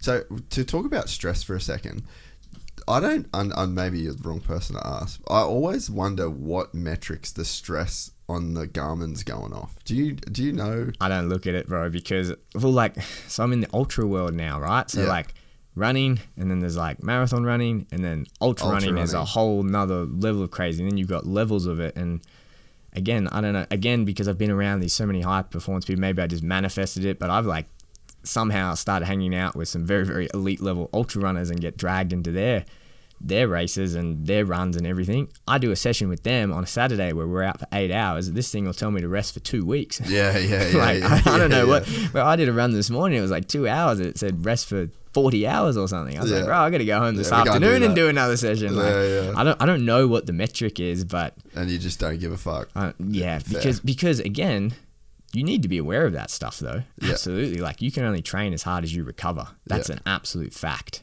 And the difference between someone who rocks up at a competition, a race, a fight, whatever it is not the person who trained the hardest. It was the person who recovered the best and was able to rock up to training, be ready on that consistently day, every single day. They rocked up as the 100 or close to the 100% person. They got the little adaptation every day. And then over that whole prep period, they got the most adaptations. They're probably the most ready. And a big part of that is, how do you manage your training load and how do you manage your recovery? So stress is a huge part of that. And like you said, your body got adapted to sleeping and feeling good. You notice if you train a lot, what does your body want to do? It wants to sleep. It wants to sleep. If you have a lot of stress in your body, you get that feeling. Everyone has that like feeling of angst. Tightness. The really scary thing about stress though, and we see this again, top down, most elite level people, office people, average schmoes like you and me, is this chronic low grade stress. Where it's like you don't realize you're stressed, and just being in this low grade stress and feeling this little angst becomes your normal. You don't really know that you're stressed, but driving in traffic every day stresses you out a bit. oh, I've got to drop the kids to school. It's a bit more stress. Oh, Yeah, I'm running a bit late, blah, blah, blah. That's why I call it the silent killer. The silent killer. And it's, again, like coming back to all these techniques. This is a big thing that Woody preaches. Yeah. It's like you need to understand how to feel that in your body, because what are the metrics? 100%. Well, what are the metrics? Like your heart rate might go up a little bit, but you're not always you're not checking this when you're driving on the freeway. Yeah. You can get my cortisol tested for sure, but as if I'm going to, drive past a car that's just had an accident and go, oh, we've got to better turn to the doctor to see how much that stressed me out. It's not happening. Yeah. So it's like, what's your dial? How are you assessing this? It's like, you can assess it. You just need to know what you're looking for, and you learn that with the meditation and going inwards. That's the biggest thing, man. Like, I was thinking about this just the other day. I remember it would have been maybe like 2016 or 2017, right? I would tell people anxiety is not a real thing. Like, it's just stress, right?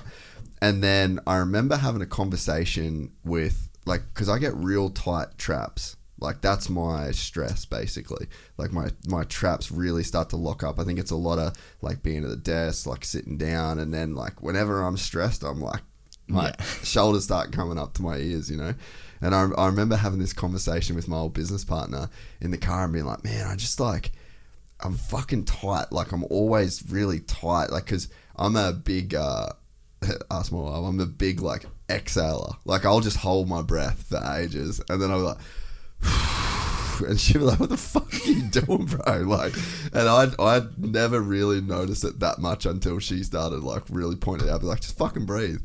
And but I remember having this conversation, like, describing that feeling to my business partner Jay, and it wasn't until I started meditating where, because you're doing it so consistently, if you're doing it so consistently, like, you just notice you. Like, you just notice what you are, who you are, like, what you do. And I'd sit down and notice, like, a tightness in my, like, you're tense. Like, literally, you're tensed up. My shoulders are tight. I'm short breathing. Like, there's that angst feeling. That's, like, a default state for so many people. And I don't think it's, like, exactly what you said. Like, until you look for that, or, like, spend some time sitting down, like, really explore, like, what you are in every kind of moment, and then you'll have this, like, oh, this is, like, a bit of a default for me. Tightness here, short breathing, like, I'm just a little bit tense. I'll stop breathing for a while, or I'll be holding my breath while I'm doing something which I don't need to be doing. And then, like, once you've got that understanding of, like, this is just a part of, like, your physiological, like, this is what being alive is. Like, you get stressed.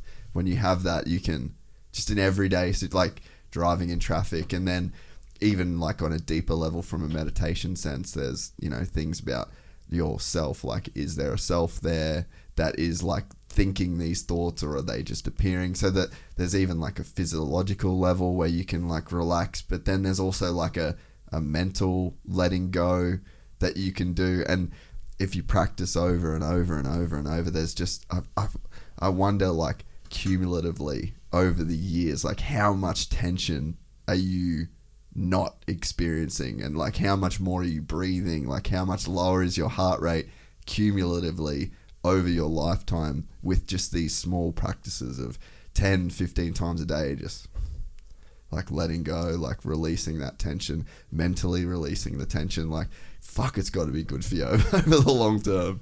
It's good for you because look at the other end. Yeah. Look at the other end. How do we know it's bad for you? It's like these guys just dropped dead from a heart attack. Dude, for real. Their blood pressure. Yeah. Like, my old man, loved him to pieces, but worked very hard, just a real blue-collar worker, put us through private school just every day, getting up 5 a.m. In the grind. And he'd just grind, and he'd do it for us, and it's, like, very inspiring, but just grinding every single day for years and years and years and years on end. And he always had high blood pressure. I think 3-4 years ago, he retired. Instantly gone. Yeah. Instantly gone. Yeah. He just hangs out, learned to play guitar. I'll go lunch with him, like, a couple of times a week. We hang out. Helps me. He's like, you ever need help, like, packing boxes? I'll come hang out and, come see the dog and just relax. Yeah. And so many of these health problems just went away. That is hectic, and dude. So many of it, because he was fit. Like, Yeah. he's fit. Like, I remember growing up watching him, like, running, like, just sprints around the park and lifting weights every afternoon, eating well, and then just stress. Yeah. Stress was the underlying factor. so many things. He'd get this arthritis, he'd get this pain. Yeah. All of a sudden, stress goes away. Yeah. Boom, it's gone. Yeah. Because you see the end result of that stress, it manifests itself in these things. That's not manifested in a spiritual way. There's a very physiological thing going on that's there. happening there. Like, you can't live your whole life with high blood pressure, because that's valves, and those valves will pop. Yeah. And you can't have your heart rate going all the time, because there's only so many times that thing can beat. Yeah, and literally. it's gonna come to a point where you've used up your quota. Yeah. You can't be doing that. So it's like, I think everyone, it's almost to a point where I really believe, like, kids should be taught this at school, right? Dude, I learned about the Roman Empire and all this other weird stuff at school that I've never ever used once in my life, but I never learned, when someone cuts me off in traffic, how do I not let that affect me? How do I not let that ruin my day? How do I stop my heart rate going up? And then how do I do that 10 minutes later when some other idiot does something stupid that's going to annoy me? How do I not let that? Because our lives in the society we live in, especially when we're on our phones, looking at social media, looking at all, you're just bombarded by things that are just going to sympathetically jack you up. You can literally get anxiety just from being on your phone. Oh, like 10,000%. looking at some shit, and you know what I actually notice a lot is when I'm on Instagram and I'll see like a jiu-jitsu competition, I get like pre-jiu-jitsu like anxiety, and I'm like, fuck, I'm getting this just from looking at my phone, you know.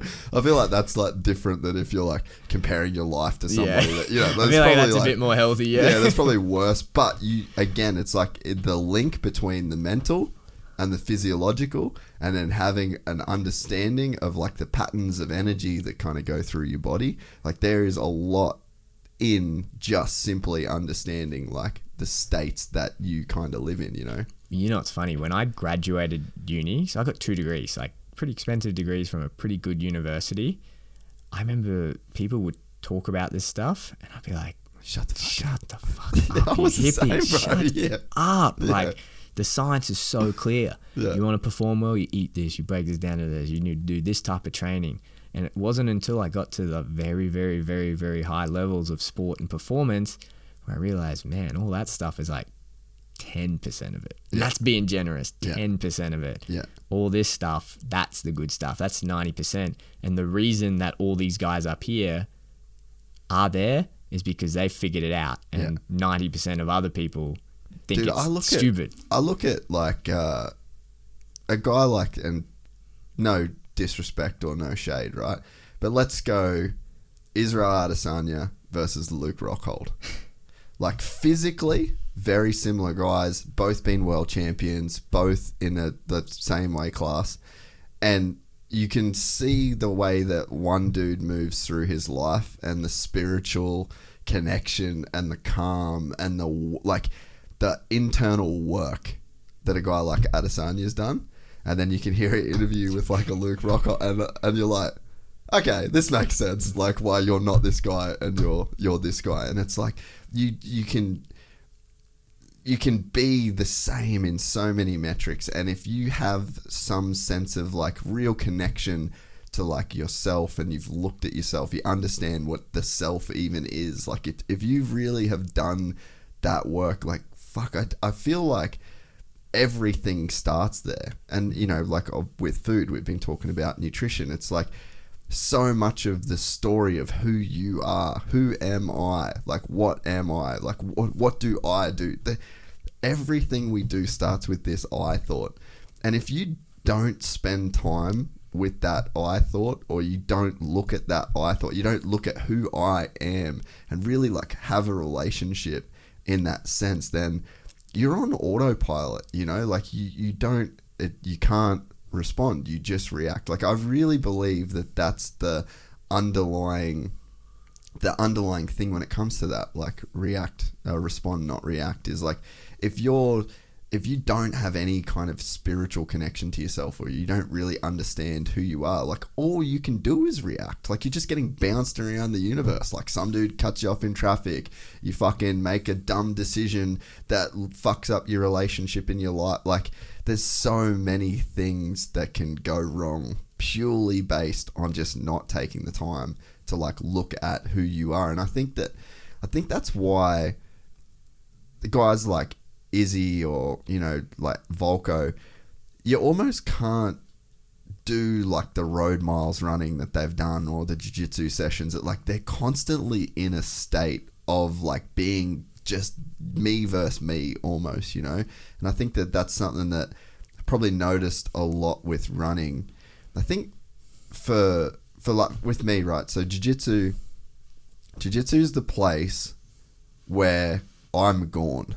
Like there's no me there. I'm literally a different version of myself when I roll jiu-jitsu. I can't remember fuck all. Like I'll remember some things that happen, but like even it's funny, like, so Anna was filming me, we were training in Dubai, and she'd finished rolling, and she started filming me from, like, up top.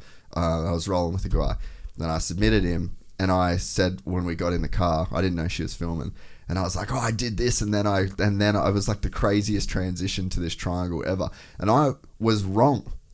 Like, completely, it happened, like, 2 minutes ago. I was fucking completely wrong, right? Looked at the video and I was like, I don't even remember that. Like legitimately don't remember.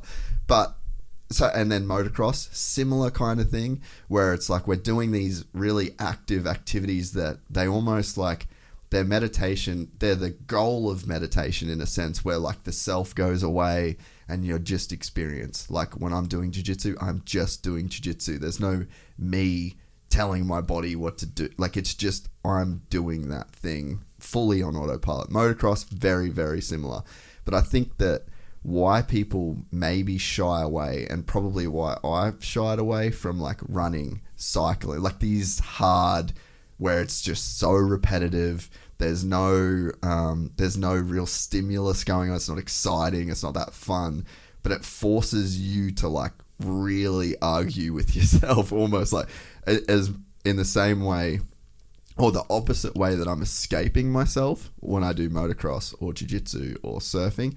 I'm like confronted with myself when it comes to running. And I think that that's why you see like a crazy level of spirituality or calm or like that, you know, respond, not react with guys that are so elite because they've just spent so much time being confronted with themselves.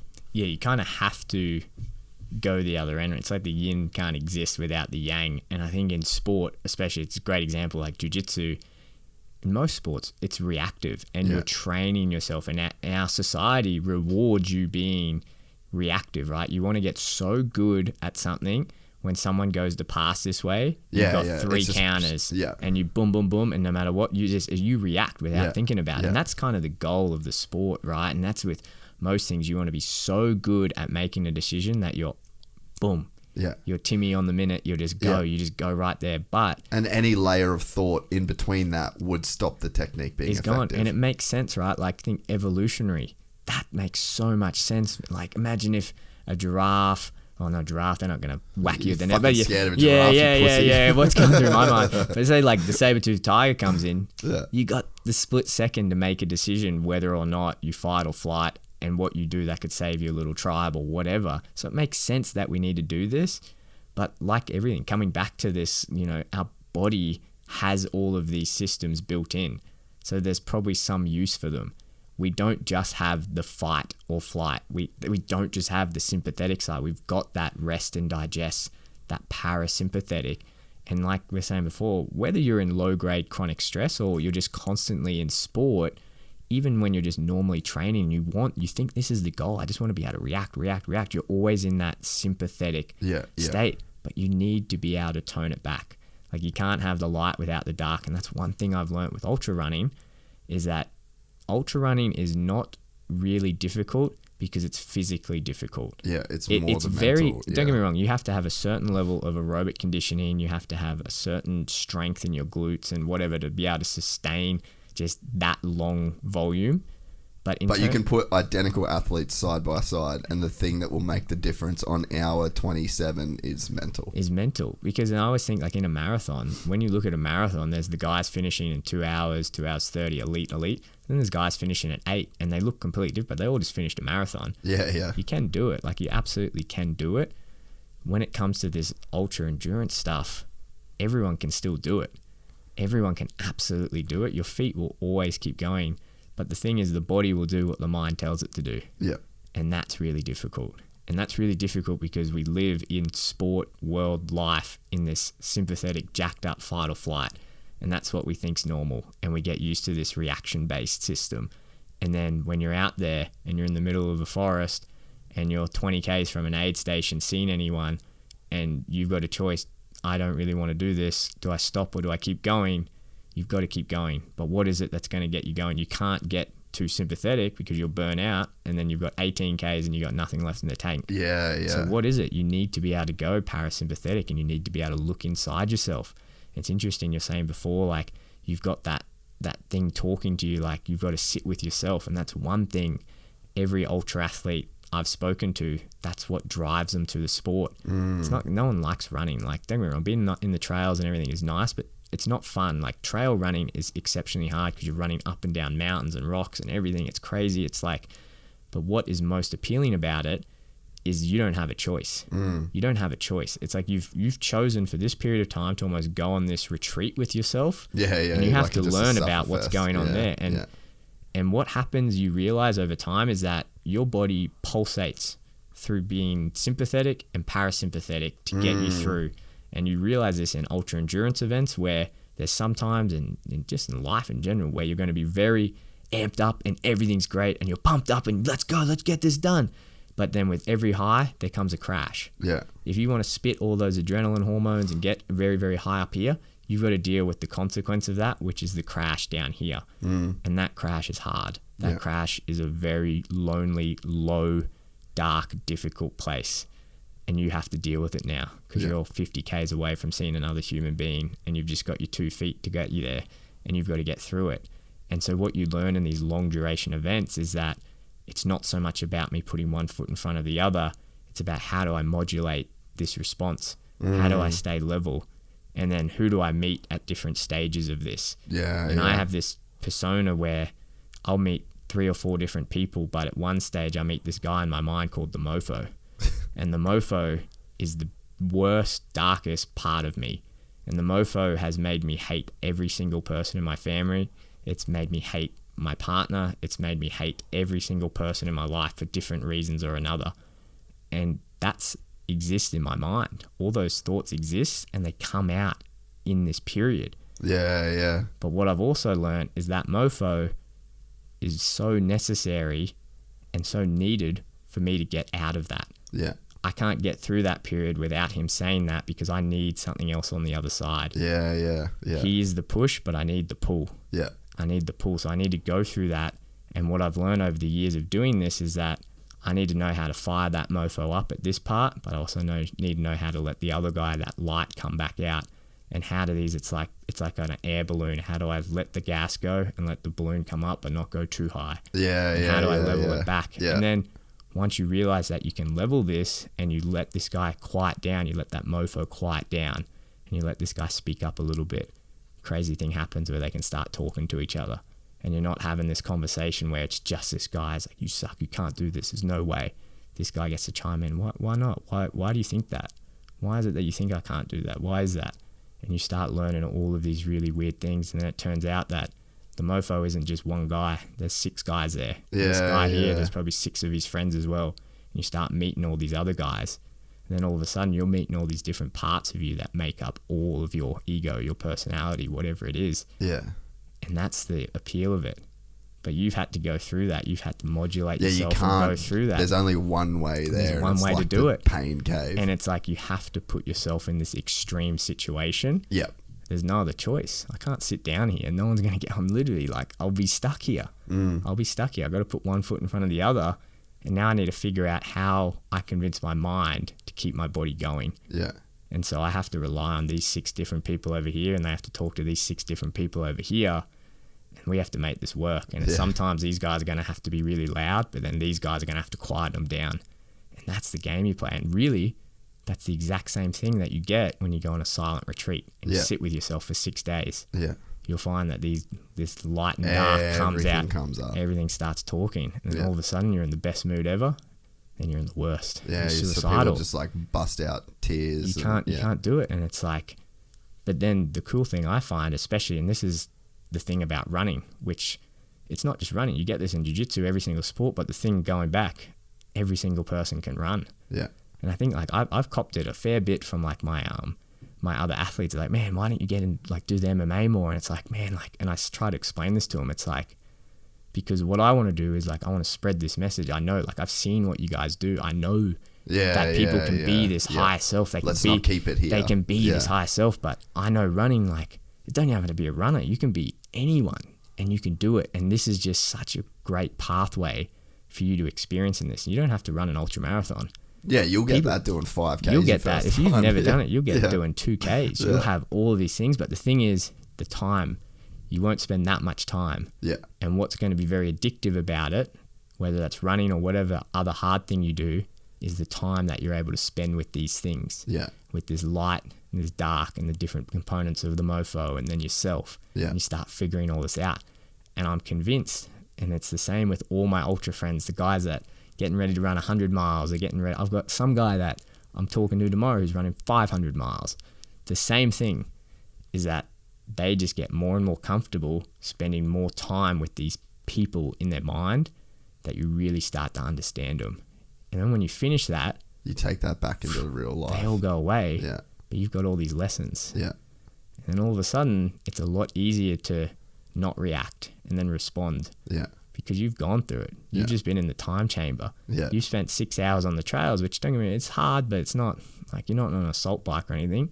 The hard thing about it is that you've had to sit with all of these things in your mind. And you've had to work it out. The urge to quit so many times. So many times. And all that urges, because the human body's a phenomenal machine. Don't get me wrong, there's a physiological point and there's certain components where you can push your body so hard you will die. Like I've put myself in emergency twice. Really? Because it's like you push yourself and there's a certain level of conditioning. I don't want people to listen to this thing. I'm just going to go run and run and run.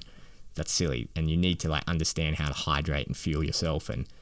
But when I talk to the ultra guys, when we talk about fueling them, I don't so much talk to them about, hey, I'm going to fuel your body to get you through here. You fuel your body to a point, and then everything after that, I'm fueling your mind. I'm fueling your mind to get you to push through, because your body will do whatever your mind says. But I need your mind to be fueled enough so that you can have these conversations and get these people, make the right calls. And it's all it is, every single one of them. They're just addicted to dragging this out. And that's why people go, oh man, it's so crazy. These guys run like 200 kilometers. And it's like, yeah, because they've got a lot of conversations they need to have. Yeah, they're trying to get They've got a lot of conversations that they need to have. And it's like, you see them when they get to the finish line. It's a bizarre thing, like, and it's a bizarre thing going through when you cross the finish line and one of those things. It's like, well, at least for me and the people that I've seen, you don't feel that happy about doing it.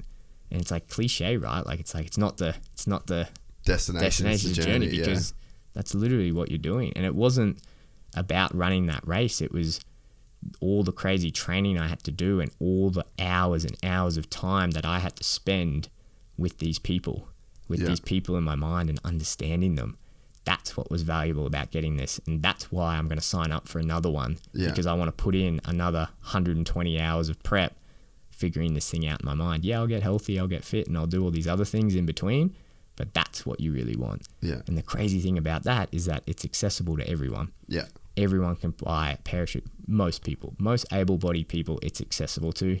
Put a pair of shoes on, wake up in the morning, put your feet on the ground, socks on, shoes on, go run. Yeah. And the reason you're running is not because you want to break world records. It's because you want to increase the amount of time that you have with these people in your mind. Yeah. That's where the real benefit is. Yeah. Yeah. No, I definitely believe it. So let's talk a little bit about like a runner's high then.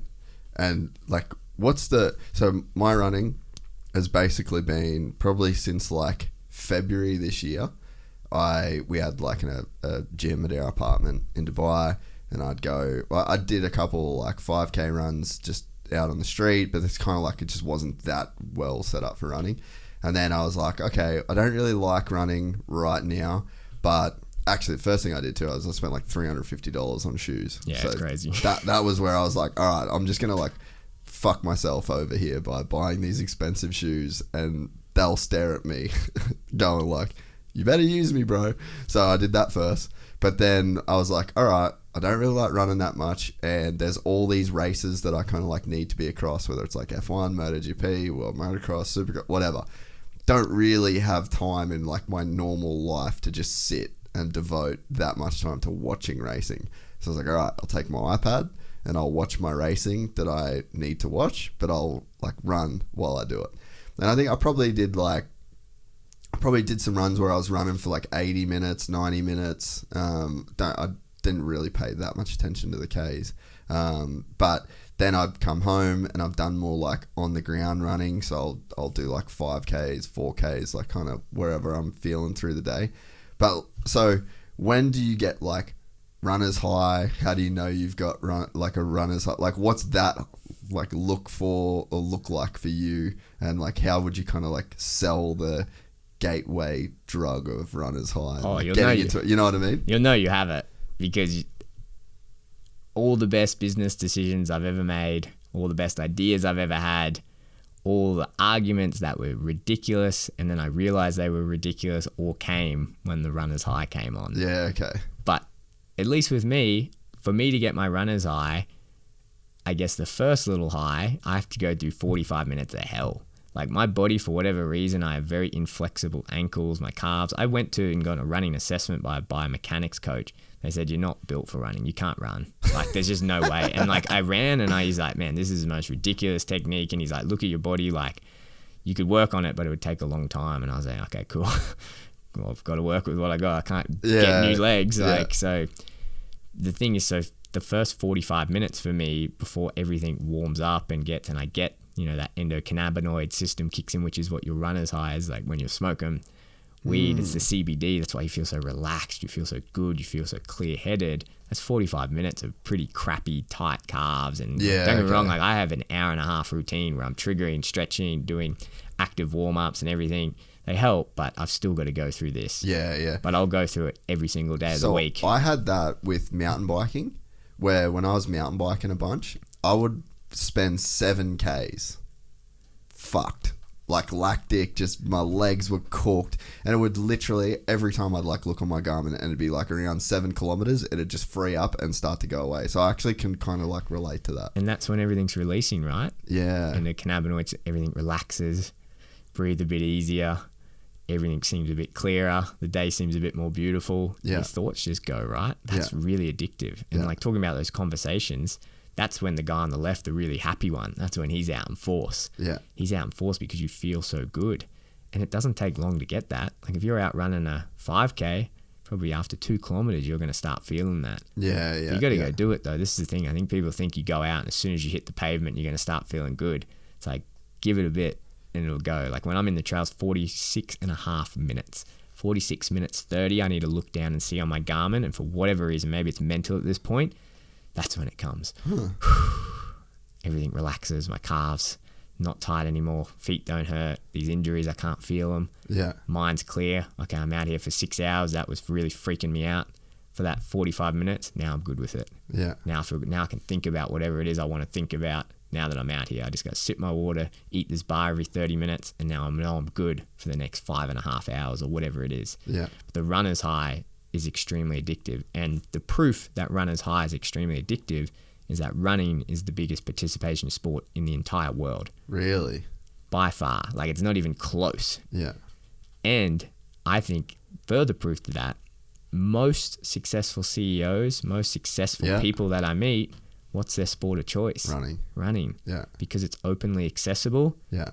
And I think even more so, the runner's high is so powerful in your every day-to-day life. Yeah. Like it makes you can make so much better decisions. Like I said, best business decisions I've ever made, personal life decisions, professional life, all when I've been running. Yeah. Just gives that clarity of mind. It's like a cheat code. It's like a nootropic or a drug that you can take that all you have to do is slap on shoes and just hit the pavement for 30, 40 minutes. Yeah. And then it's there. Yeah. It would be awesome if you could just have it as a pill. But all you have to do is it doesn't work like that. You just got 30, 40 minutes. That's all you need to do. Yeah. Concentrated effort, and then you get access to this. Yeah. But it goes away. That's the thing. It goes away, and I think that's what gets people coming back. Yeah. And it lingers. Like it lingers. The person I am when I get up and run in the morning, the person I am for the rest of the day is so profoundly better after that run. Yeah. If I don't do it, everything goes to shit. Yeah. Like I'm not productive. It's not like I turn into a dick or anything. I It's can't be that version. enthusiastic. Yeah. And there's a legit thing. Like, you release endorphins, that endocannabinoid, you release your happy hormones. They're circling in your body. Yeah. That's a legit thing. Like, you will be a better person after that. Yeah. But like with every high, there comes a crash, and you have to learn how to deal with that as well. But that's what you're chasing. You're constantly chasing that high. Yeah. And that's why biggest participation sport in the world, I really do believe everyone's just chasing that running high. Yeah. Yeah, there was so like Dubai, obviously there's no drugs, no drink. It's almost like a fucking rehab, you know what I mean? Yeah. Like, you go there, it's like you're on your own, bro. So any of the other like vices that you would use to alleviate stress, that's not in that environment. And it was a stressful time to like go there with all the new shit that we kind of like had to deal with. And yeah, that was one of the things that made me think that running was something that I kind of wanted to do. Was there would be nights where it's like 7:30, 8 o'clock, and I would just be like, hey, I'm going to go upstairs. I'm just going to do 5Ks. That, to like me saying, like, if you knew the me that was before doing that, like, that's a statement that I would never say, you know? And I found myself going to that as a way to get my mind right and to get my mind clear. And then come back here from Dubai. We had like a crazy few weeks of like all this shit. Like, it just wasn't on my radar. I wasn't doing any training. I wasn't doing anything. And then I was like, oh, dude, like, I'm struggling. Like, I actually need to go do a run. And then you're like, oh, fuck, okay. Like that. I don't know whether I could clearly say like, yep, this is the point where I get like a runner's high, but there is definitely a feeling that comes over me when it's all said and done where I'm like, oh, that's way better. Like I meant it, and not even physically, because physically you feel worse. Like your legs are like, you know what I mean? There's a very clear feeling of not being as good as when you started, but that the mental feeling of once you're done, that actually is starting to outweigh the physical pain that you're going through during. And I think that's probably when some alarm bells kind of started ringing in my head, where I was like, this is actually a very worthwhile thing for you to do. And now, like, I'm going to Europe in a week or two, and it's like those shoes are coming with me to Europe, and I'm going to be running. But I've struggled to run in the mornings though. I don't know what the barrier is there. Like, I've literally wrote morning run, didn't do either. So like I still haven't figured out how to do it in the morning yet. I mean, you've answered your own question in this podcast. I know, right? So I know, it's the habit, right? Yeah. I mean, that's the easiest thing I say to everyone. Put your clothes out, take out all the questioning. Yeah. It's just habit though. But I think I talk to people who train at night, and I just can't, like you saying you went on a 7:30 run, 7:30 p.m. Like, I can't fathom that. Yeah. Like, for me, I'd rather do 2 sessions. Like, I train like at the moment 2, because I'm pretty active with competing and everything, 2-3 hours minimum a day. Yeah. So it's like, but I will do that. I wake up every morning, every single day, 4 a.m. Yeah. Alarm or not, 4 a.m. get up, hit the road, do whatever I've got to do. Even with Jiu Jitsu, if I've got Jiu Jitsu class at 6, I'll still get up at 4, get a run in beforehand, go to Jiu Jitsu, whatever. Yeah. But I can't fathom the thought of doing a nighttime run. Yeah, okay. Because I've just never done it. That every day for the last 13 years of my life, I've woken up at 4 a.m. Yeah.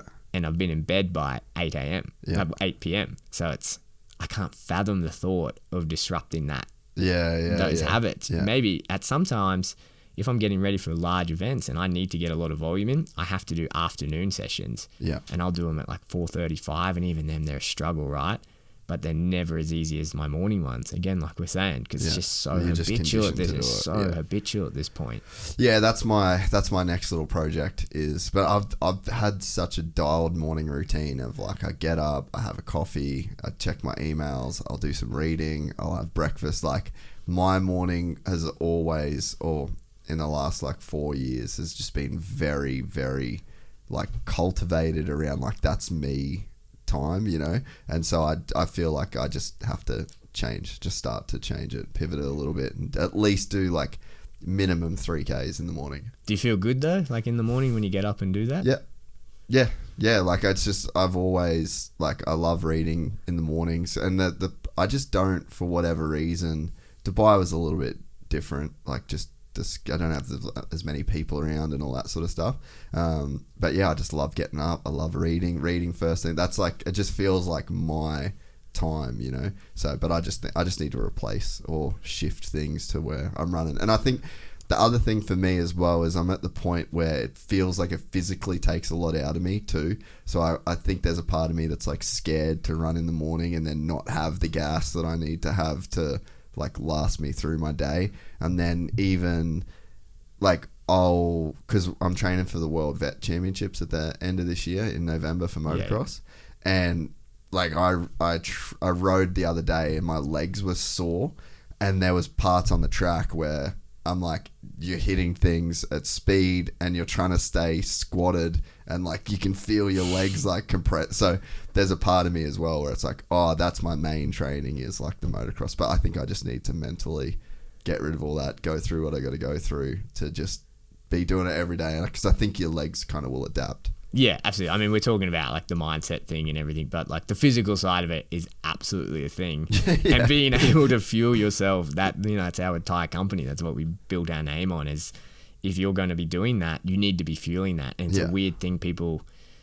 It should be intuitive, but it's not. Yeah. For some reason, it's just not. It's like, hey, if I'm doing this extra activity, I've got to put this extra fuel in, because you're putting yourself through this extra stress, and you need the fuel to be able to get through that and work itself out through that. And it's completely normal if you're sore after that training. Don't get me wrong, like training's meant to be hard, it's meant to be difficult, it's meant to push you, but you should have everything else lined up so you can rock up the next day feeling and sweet. Still, even if you don't feel sweet, you should be able to do the training that's required to get whatever adaptation you're trying to get. If you're trying to get fitter, you should be able to rock up to that run and run 5, 6, 7, 8Ks, whatever you have down. You should be able to go 2-3 laps on the track or do whatever. You don't have to feel great, but you have to have the ability to be able to get through it. And that comes into your sleep, your stress, and most importantly, nutrition and hydration. And how do you get through all of that? Because that's absolutely a thing. Because we can talk about being extremely headstrong.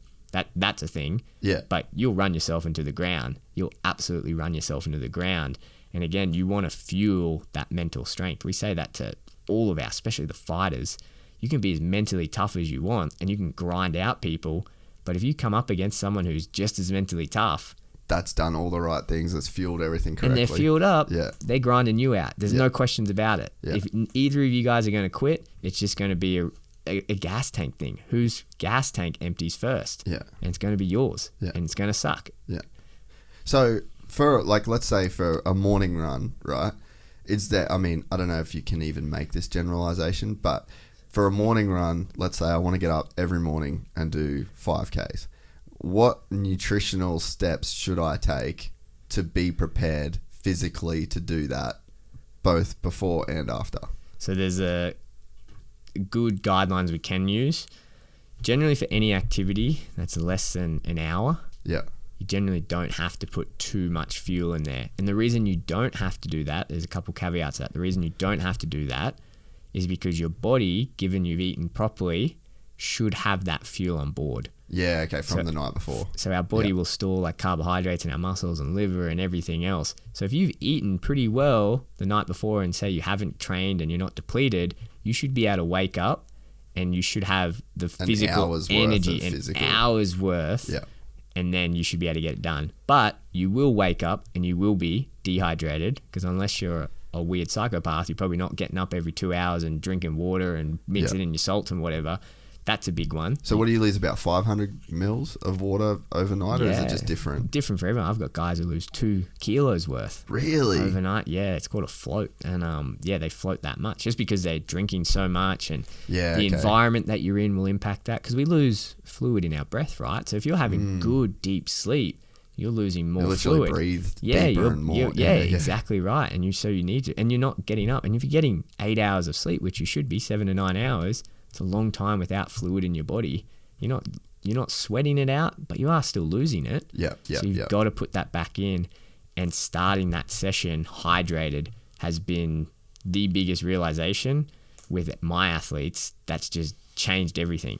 because these guys would just be perpetually in this state of mild to moderate dehydration. I'd say that's me too, to It's be honest. most people Yeah. too. And you know why? It's because of two things. It's inadequate hydration and then inadequate rehydration. Yeah. So you don't know how much you have to drink initially for your day, and then you don't know how much you need to put back in after you sweat. Yeah. So not only are you starting your session, say if you go for a run at 7:30, already dehydrated, then you're losing, say, 500 mils, another liter, and then you're not even coming close to putting that back in, but you're already in the ditch when you started. Yeah. And then you might just have like a bottle of water, 600 mil, and then like a can of Coke or whatever before bed.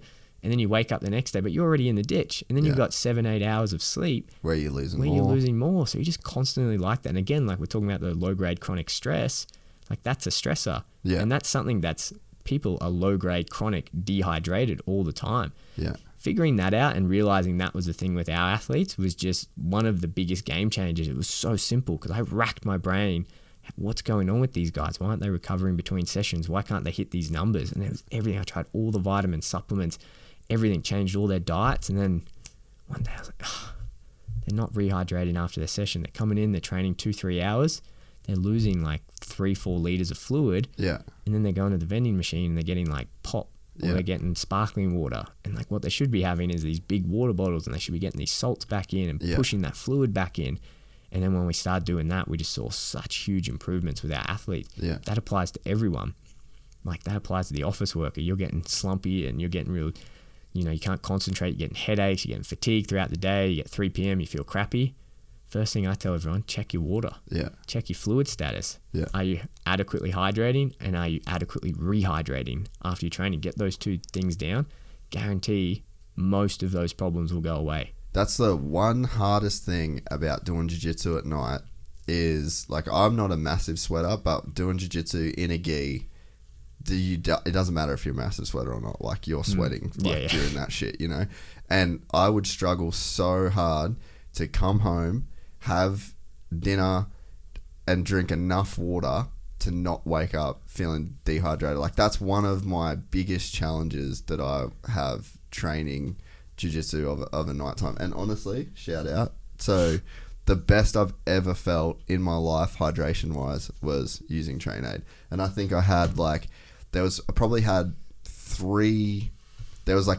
I went through 3 tubs of it basically, and then for whatever reason I just didn't order more, and mate, completely went back to shit. And I don't like drinking water. Like the actual, I don't know if I've ever asked you this, but is there like a thing where you can get nauseous from like water? Yeah. No matter how much whether it's you're drinking a lot or a little, but literally for me, just drinking plain water by itself makes me feel nauseous. There's a taste preference, but there is a thing called water intoxication. If you drink too much, but you have to drink quite a lot of it, over 16 liters a day, between like 10 and 16, depending how big you are. Yeah. But yeah, a lot of people are like that. Yeah. They just don't like plain water. Yeah. And that's why using other products just purely to get fluid in. Yeah, that was the biggest game changer for me. And then there's a very clear difference from when I wasn't taking it. You know what the crazy thing about that is that that's been up and going for 3 years. And for whatever reason, I think the first little bit of it, I think it was my science mind, because I don't know if I spoke about this in the last one. Like, I didn't formulate that. The guy that formulated that is this guy called Dr. Lewis James over in Loughborough University in England. And he's an old MMA fan. Yeah, right. And he connected with me because he saw what I was doing. He's like, man, like, I'm a scientist. I used to do what you did when I was in my 20s. I'd travel around. I'd mix up all these drinks. He got into academia, and 20, 30 years ago, MMA wasn't a thing. He was hanging out with the Dan Hardys, Michael Bispings back in England in those days. Yeah, garage days. But to get funding, he had to do research on marathon runners. And his university did a lot of work with guys like Eliud Kipchoge, like fastest man in the world, all these top-level marathon runners. Yeah. And so that's how he did his research, because you could only get grants to do that.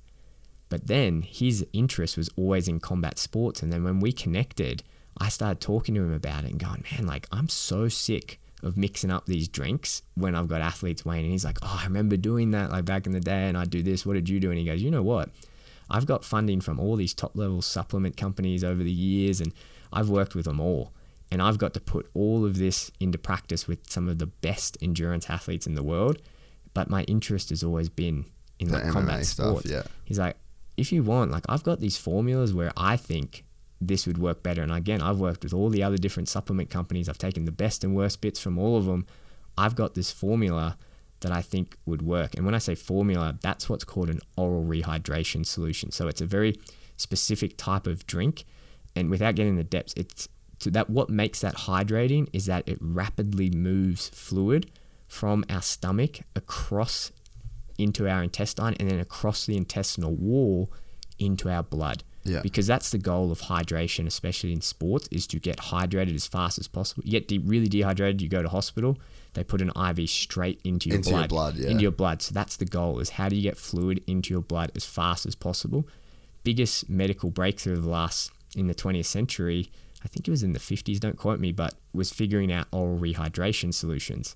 And so oral rehydration solutions are great as one, but then like everything, there's the best oral rehydrations and the worst. There's levels to the game. That's the game that Lewis pretty much played. His career was, okay, we know these are the best of the best, but how do we figure out what works best amongst them? And that's what he did for years. And this is the guy I connected with.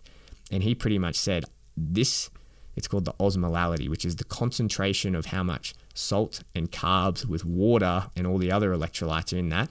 This is the number I think is going to work best based on all of this. Yeah. And he gave it to me. And I was like, man, I'm going to sell this and make money. He's like, man, if you don't take this, it's sitting in my top drawer and no one's ever going to use it. That's crazy, eh? How old is he? Old, like nearly retired. So he's like, I'm not going to fuck with another business. He just loves chatting about it. And the crazy thing is, I didn't understand the science when that happened.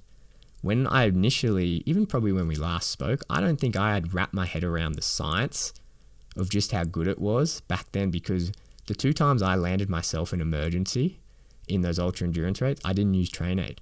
Yeah, okay. For whatever reason, I thought to myself, there's got to be a product that's probably figured it out. And both times I was using competitors' products and landed myself in emergency room with extreme dehydration. Yeah.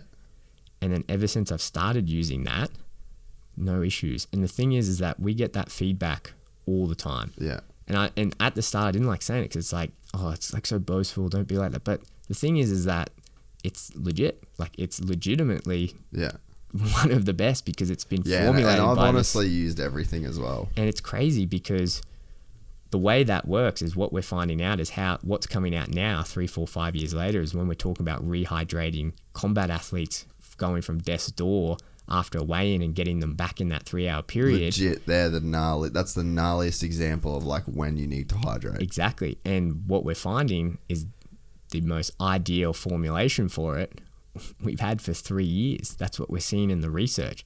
And what I'm seeing now is when you take that same principle applies whether I'm working with fighters rehydrating after a weight cut or if I've got an endurance runner that's running for 12 hours and every hour I need to get that fluid into his blood as fast as possible.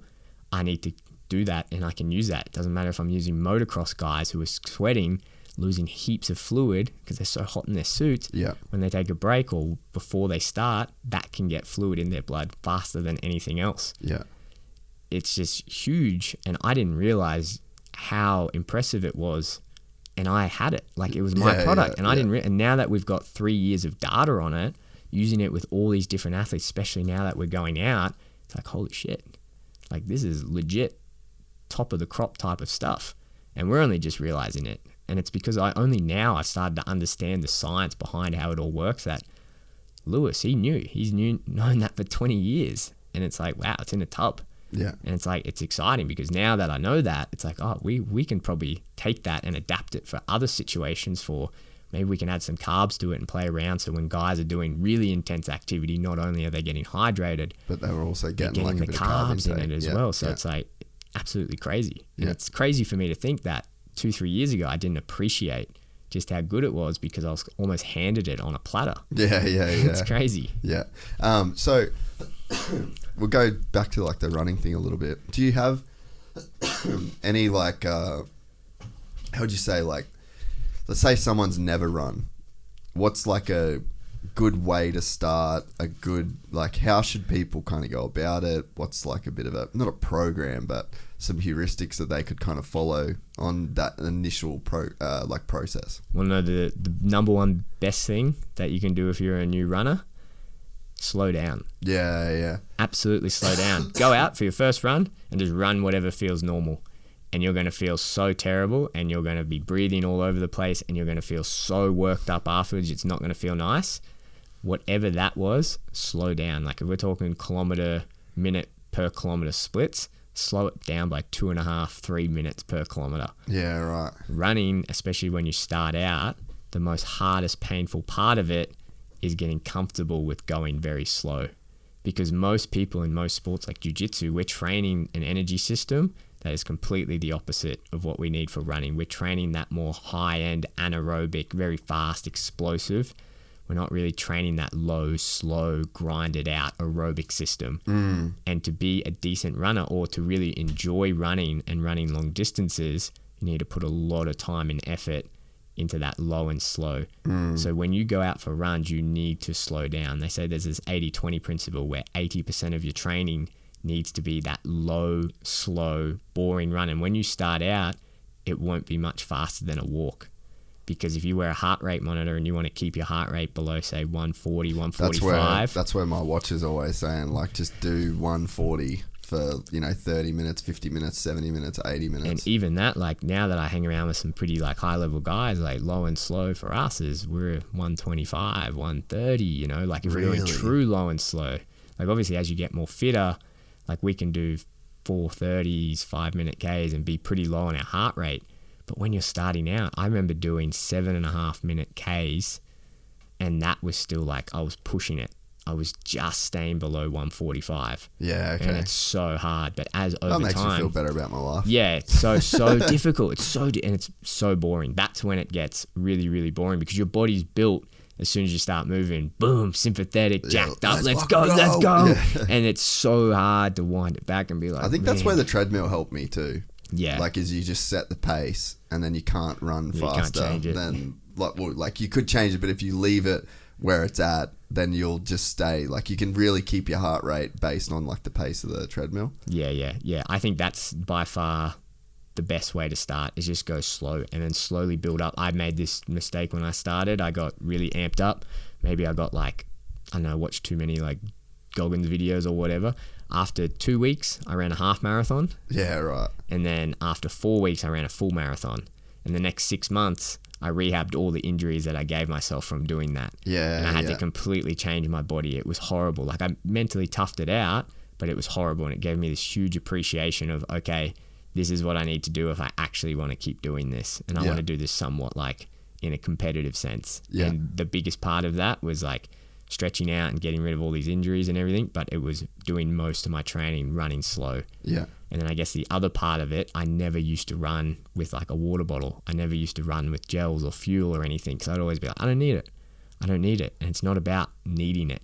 It's about, can you keep your body ticking over every single time, so when you rock up to your next session, are you feeling good? And we know in the endurance world, you can go run a 10K. I know if you're doing that in an hour, you don't need the carbs. You don't need the fluid. Your body has everything in there. But you're getting ahead of the recovery. You're getting ahead of the recovery. That makes a lot of sense. And the game is not who can train the hardest, it's who can recover the hardest and rock up every day. Yeah. And that's another thing that we've realized with our elite level guys. If we can do that, then we're going to be ahead of the curve when it comes towing up the start line. Yeah. And there's good science about it. There's a really interesting paper that looked at Ironman Kona, like world championship, tough Ironman, and they looked at guys with how much carbohydrate they ate and then how much muscle breakdown they had. And the guys that were able to eat 120 grams of carbohydrates per hour, which is a lot. To reference, an apple has 15 grams of carbs in it, so it's a lot of carbs per hour.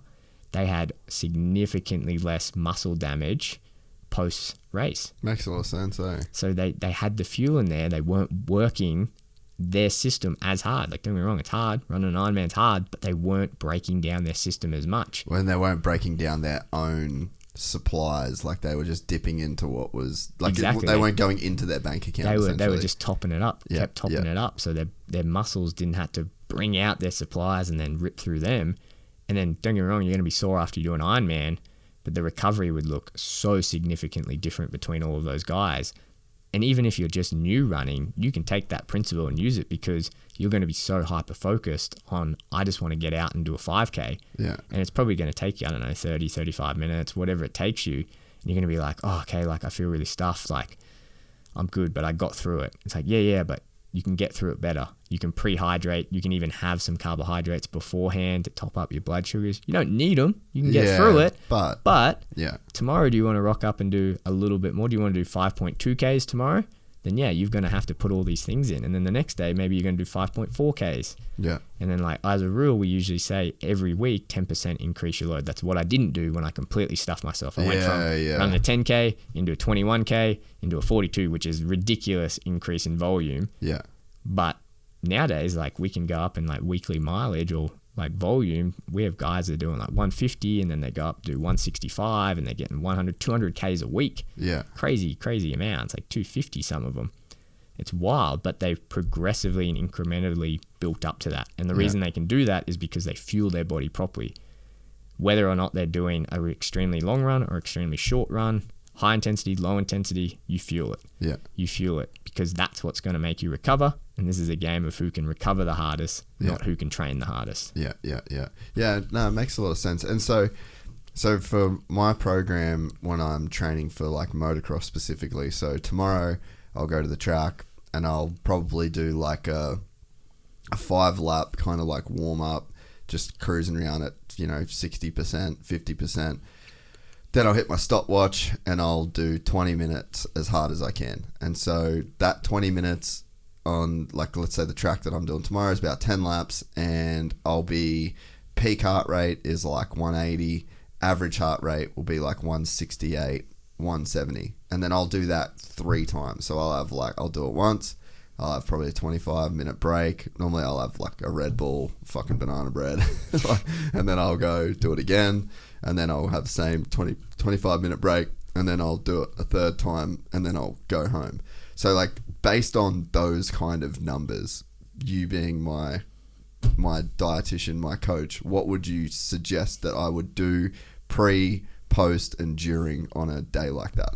So it's funny because we work with quite a lot of motocross guys, probably because of the last time I came on. Oh, really? Yeah, quite a lot. Oh, and it's sick. It's the same issue, because the biggest issue, right, is a lot of them want to watch their weight because they want to be light. Yeah. So a lot of them, which is fine, you can be in that deficit.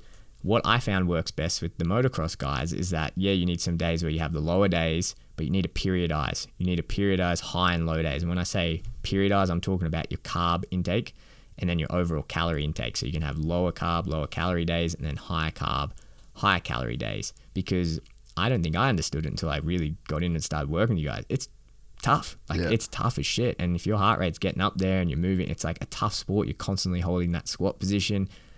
What I would get the guys to do is, if they had rest days or whatever, lower calorie, lower carbs, and then a day or two beforehand, we'd almost carb load them and load them with high calories. So when they went into that, whether it was training or whether it was a race or whatever it was, they're going in loaded up. Yeah, they'll be a little bit heavier because they've got the extra stores and a little bit of water, but overall they're not like putting on weight because we've matched their calories throughout the week. Yeah, and you've like had the dips. We've had the lower days, we've had the moderate and the higher, and that's what I found had a lot of success. And then after that, what we made sure we did, and it took a couple goes because the guys were saying, I feel pretty crap on the Monday or whatever it is that the next day we would program a high day so they could recover properly. Yeah. And we could recover properly, get everything back in, and then we'd schedule in lower days when maybe they were sitting on just the bike and just like pedaling for a few hours in front of the TV. But that worked really well. But loading up and making sure that they had enough calories and carbohydrates and being adequately hydrated going into the race or training or whatever it was,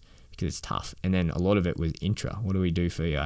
When you get off and you can eat something, what do you eat? We used a lot of fluid. You got to replace because you guys sweat crazy amounts. Yeah. Getting the electrolytes, but getting liquid carbs in as well. Okay. Liquid carbs is a big part of it. So is that like a BCAA type of thing? Not BCAA, so like carbohydrate drinks. So like you can get like Vitago or things like that. It's just pure carbohydrates. It's like, what about gels and stuff? Or gels is it better in liquid form? No, gels are awesome. Whatever you can stomach, that's the game, because you guys are getting your heart rate up so high. What happens with your body is when your heart rate gets up there and you're moving around, you're shifting blood away from your stomach into your muscles. And blood is the life force of the body. Yeah. So if there's no blood in your stomach and your intestine, it's going to be very, very difficult to digest. That's why it's very hard to eat. There's a lot of motocross guys that cannot eat on a race day. Because the heart rate's so high and they're working so hard. So you need to, if that's the case, which is normal, you can't really say to them, hey, bro, just don't go as hard. Yeah. It's not going to happen. Just go last, bro. Yeah, bro. Yeah, just accept it. It's like, you'll be fueled, but it's not going to happen. So what do? You load up and then you work with that. Okay, early on, maybe we can get in gels when your body can still get in and process that solid food. It can break it down. But then maybe later on we need a sip, because even though your heart rate goes up and then your body shifts away, your body's pretty good at like digesting and putting through the fluid. So that's when we would swap to the liquid carbs and put in those. So you're still getting the energy and the calories in to fuel that session, but you're not eating, a burger or a Subway and then spewing up, feeling terrible. You know what I mean? Yeah. And then having that recovery aspect the next day. That's what we found seemed to work best for most guys who were doing it pretty consistently in a season or whatever. Yeah. I was actually going to ask if after the first podcast, if you looked into motocross anymore, or like, I actually didn't know that you had motocross guys. Yeah, right. Yeah. And it was like, they were the biggest things, is that guys were watching their calories. It was like, I guess it was two things. They were watching their calories. Because they wanted to be light. They wanted to be lighter, which was fine. So it was figuring out what is actually your best power to weight ratio and how do we get there with your body comp. But then a lot of it was, hey, what is the best composition for your body for the training that you're doing? And it's a bit more interesting, right? Because I found that they had these higher and low days, and hey, you can really make the most of that and really fuel up for those high days and then wind back on those low days. Whereas I found guys were kind of just doing constant low, like freaking out about like, oh, my weight, or I don't want to feel too like full on the bike or whatever. They just felt really low, and what that was doing over time was just making them feel really fatigued and wound out. And that's like, man, I just feel terrible after this, and my sleep's going to shit and all this, everything else. It's like, and then they weren't hydrating properly because they're like, I haven't eaten, so I've got to eat that, and they weren't prioritizing the hydration. So mixing those high and low days was a way that we could get the right amount of calories in, but make sure that the sessions that needed to be fueled would fuel. And then on top of that, you got to recover from it. Because I think I was a bit naive to how tough the sport actually was until I started working with these guys. And I was like, man, you guys are really belting yourself up in this. You've got to have that recovery aspect, and you got to take it. And there was a few other like supplements that we would integrate in, especially if in those like low calories, like getting a good multivitamin in, getting the creatine in, the beta-alanine, I think we spoke about it last time, getting a good electrolyte solution, and then having that carb powder so that you can swap when your stomach goes, oh, I don't really want to do this, or I'm too jacked up. You need to get some fueling. Being able to put that in is something that was really important. Yeah, okay. Oh, man, that's super cool. Yeah, I mean, I'm just fully in, like, I've never been in like this much of a training mode. Like, I feel like I've always been in like a pretty just like, I'm just consistently like trying to be healthy. But yeah, with this like race coming up in November, I'm like, no, that's it. I'm fucking in. I'm Go beast mode. Yeah. But it's very interesting to like you live a different way, like, or you have to live a different lifestyle when you're like very attached to like, okay, I need to be ready on this day. Yeah, 1000%. Like, again, you just zone in on that person you need to be in 8, 12, 4, 16 weeks, whatever it is. And everything that isn't related to achieving that goal just goes through the shutters, hey? Yeah. Like, I don't know if I went through this phase, and like I haven't drunk alcohol in nearly a year now because of that. I realized when I was racing, I don't have anything about not drinking. Like, I'll happily go to the pub with my old man and have a beer or whatever. I just won't binge drink or like have more than 2 or 3 because it just doesn't serve that purpose of when I rock up, because I know how much hurt I'm going to go through. And when I go through that hurt, I need to know that my body has everything in there to fuel this thing up here. Yeah, and then you didn't sabotage. And then I didn't sabotage because one of these guys is going to tell me about it if I did, and it's going to really get me. So I need to know. If it's like you just hyper fixate on all of those things, and it's like the athlete mentality. Yeah. It's like it's awesome and it's cool to go through, right? And the other thing that's crazy about it is that you go from living this really healthy lifestyle to living like the athlete lifestyle, and I'm not entirely convinced that the athlete lifestyle is the healthy one, because you're so hyper fixated, you're just like so anal about what you're eating, but then you're destroying your body. Even if you're doing everything right, like training's hard, bro. Like, and training's meant to break down the body, meant to break it down and build it back up. It's a stress. And mentally it's hard. Mentally it's draining. Spiritually it's draining. It's hard on your relationships because you got to be so selfish and just fixated on all of these things. I'm not convinced that living this athlete lifestyle is the best for your overall general health, but I think in the long run, it's probably good that you go through it and experience it. Yeah, no, I completely agree with that. Like, it's I mean, that's why I went through a period of where I competed in Jiu Jitsu a lot. Like, I was going fucking super hard with it, and then I was like, okay, I'm taking a break from this for a while because of just who you have to be. And I think Jiu Jitsu is like a different level to motocross because it's like, it's a physical altercation. Like, I've never felt the anxiety and like the fight or flight response that I have by like flying to Melbourne and doing like the national championships, or like, you know, it's such like a different level that it's pretty hard to be sustainable. Man, you know, like the local dudes that do jiu-jitsu that just do every fucking competition bit, and I'm just like, bro, what are you up to, bro? Like, this fucking sucks. Yeah, bro, it's not the lifestyle you want. It's just like the mindset you go to be in. They're like, I'm just gonna go in and just fuck these guys up. It's a different like, it's admirable in a way, but same. I just think, what do you do with your normal life? Because I know for sure you're not making enough money off doing jiu-jitsu comps and sponsorships. So what do you do in your normal life? Man, after like there's been a couple of times too where like I've tore one dude's knee in Melbourne, like just shredded this poor cunt's knee, and I'm just like, I'm like, for what? Like, what? Yeah. And it wasn't like I didn't do anything elite. Like, it was just literally a submission, and the guy didn't fucking tap. But I was straight ripping that dude's fucking leg off his butt. Like, he didn't deserve that, you know. So you're just like, oh, you've got to be dark to do this shit. It's an interesting like place you got to go in your mind, hey, where you're like, I am going to inflict as much harm, like strategic, measured harm on this person for the next 5 minutes for these outcomes. Yeah. But then afterwards you're like, hey man, and that was awesome. Yeah, like, yeah. I've snapped someone's arm in an arm bar, and that would have been traumatic. That was a bit weird. Like, I think in training, you know how like you kind of always pull back a bit. Yeah. I've had this mentality since I've like been with like the UFC guys a bit more and around they don't have that. Like, they just go, and then it's not a good thing to bring back to the gym. And I remember just having this guy, and I was like, oh. Was it in a gym or in a comp? In a gym. But he was going. You know those rounds where it's like he was just going. Yeah. And I was like, like that people don't understand like the psychology of jiu-jitsu as well, like, or at least for me, like, I find it real hard. Like, I would get told by my professor, like, oh, you're a bully, you're a bully, you're a bully, you're a bully.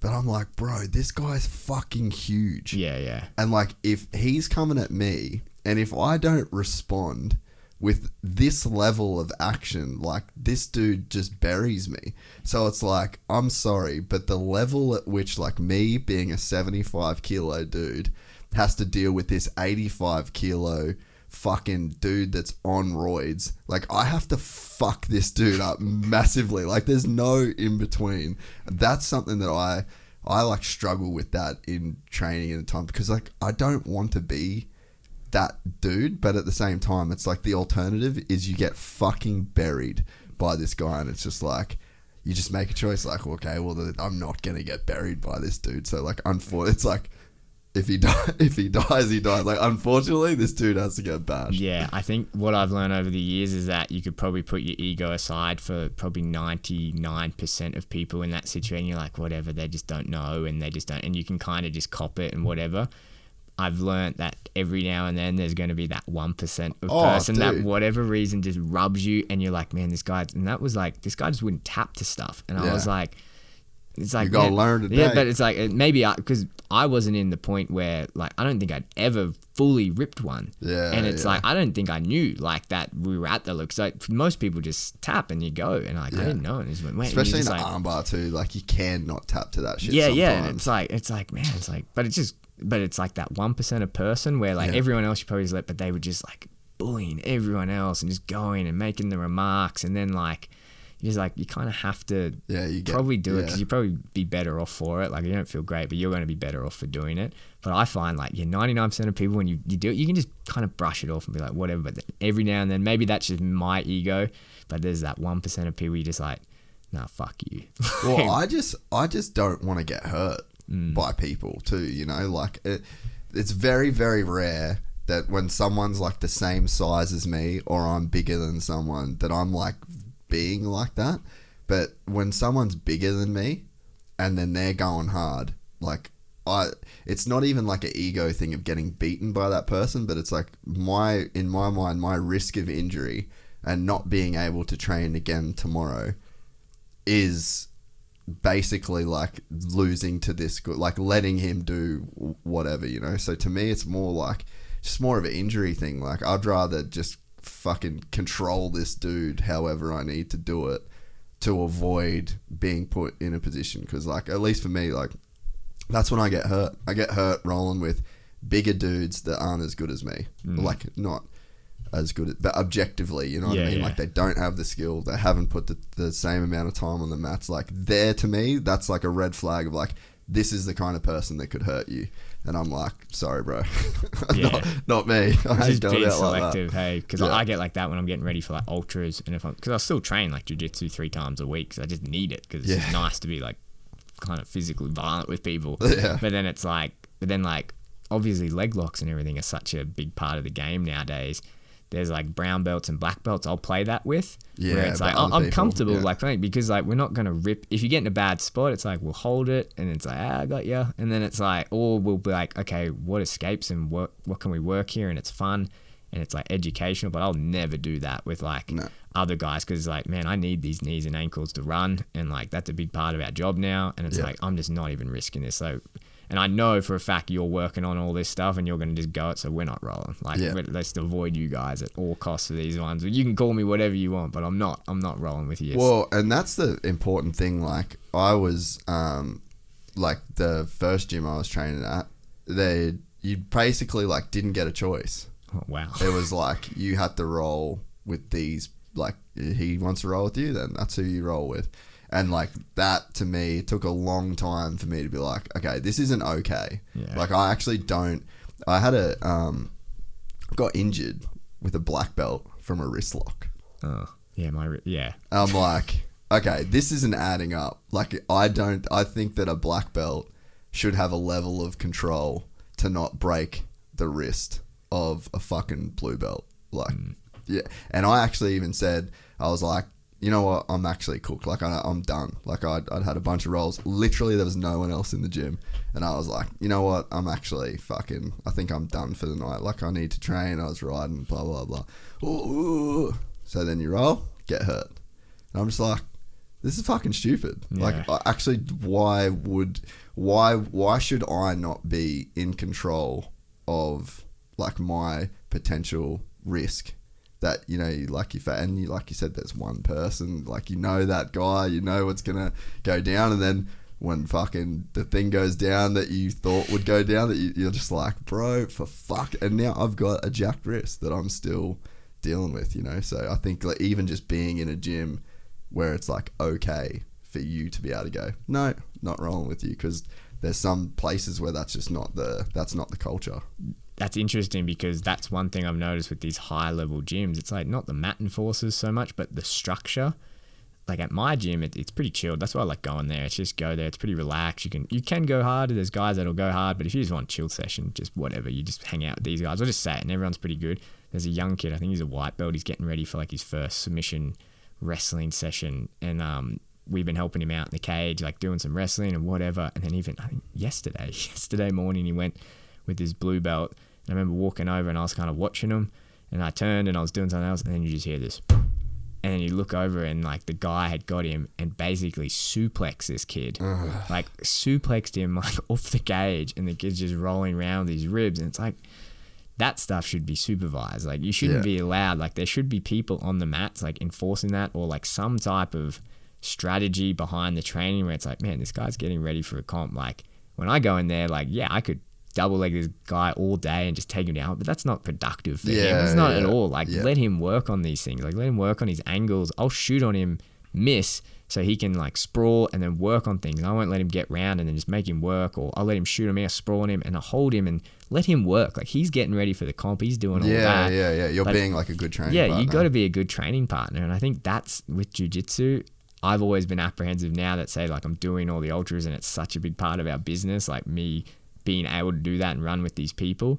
It's like I get so apprehensive. I'm like, does this guy get it? Does this guy get it that in a role there's meant to be push and pull where you'll let me work on what I'm working on, and you'll resist it enough where it's like I'll get better at it, but you'll let me do it. And you get that, then it'll be your go, and then we'll go, and we don't have to have this like crazy. Not every role is like, we're not getting ready for comp, so we don't have to be comp ready, but we want to get better. Do you get that? And then unless there's a really good like team culture and structure there, it's a gym thing, right? Everyone has to be on board with it. And like, because I travel so much and you drop into so many gyms, you just like get there and you're like, fuck, they don't have it. And this is going to be a war zone. It's like, this is not what I came here for. I just came here to like move around. Like, I just wanted to like roll out a bit, do some stuff, but now I'm going to have 10 rounds of just complete chaos and absolute war, because these guys just don't get it. They don't get it at all. And I think like for people that are trying to get into that, like, you've really got to, I just went to one gym, and that was the gym I trained at for like 5 years. You know, and I didn't know any different. I did travel and I went to other places, and you're like, oh yeah, we do it like this. And don't get me wrong, like I did well at jiu-jitsu, like from being at that gym. It's like they breed some hard fucking people, but you do it for 6 years and then you're just like, I feel like there's other ways that you can get through this. And like, man, you would have been to Dubai with the fights and stuff? Yeah, but didn't train. I didn't train at Team Nagara. Yeah, good. Fuck yes. Like, actually an amazing gym. Like, the facilities, next time you're there, if I'm there, we should definitely train together. For sure. But yeah, the coaching that's there is like crazy high level, and the perfect mix of like, if you want to, like, dude, I got buried. Like, I've been to a lot of gyms, and I got buried at that gym, like in a way that I haven't experienced before. So you've got that, but then you don't want to roll.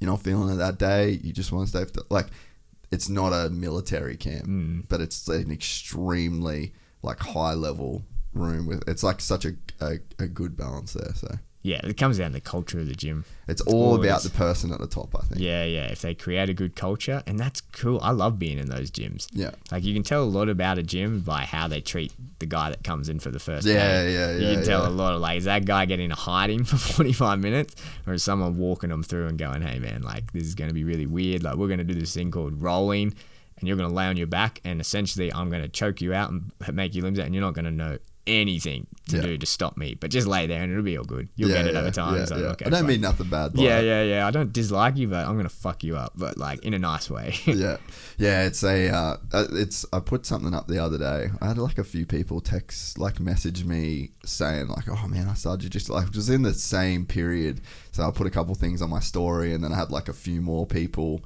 that messaged me like, hey man, like, me too. There's probably, in the end, there maybe like 10 dudes over this day I was talking to.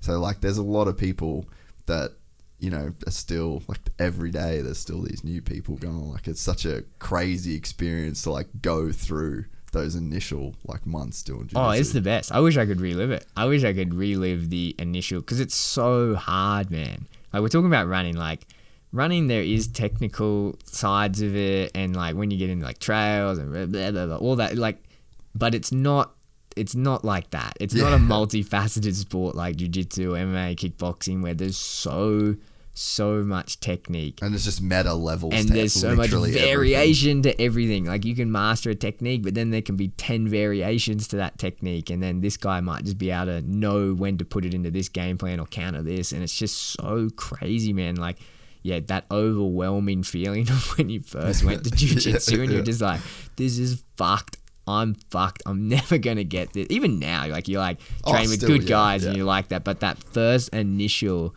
and I think that's why that's the appeal of it, right? Like, there's the runner's high. It's good, but it's nothing like when something comes together for the first time in jiu-jitsu, or when you get triangled, but maybe you hit this escape, but then they like roll you in an omoplata or armbar you, and you're like, whoa, I got one step closer. Yeah, I was like, I nearly got that, or like you know, or like you stuff a takedown, you're like, oh, it does work when you put your hips in. Like, I find that's so addictive, right? And it's just because it's so physical. Like, it's such a physical and such thing. a clear like win-loss. Before we finish, there was a couple other cool things that I wanted to talk about. The weight situation with Volk to fight Islam and then to go back to 145. Like, what was that process like?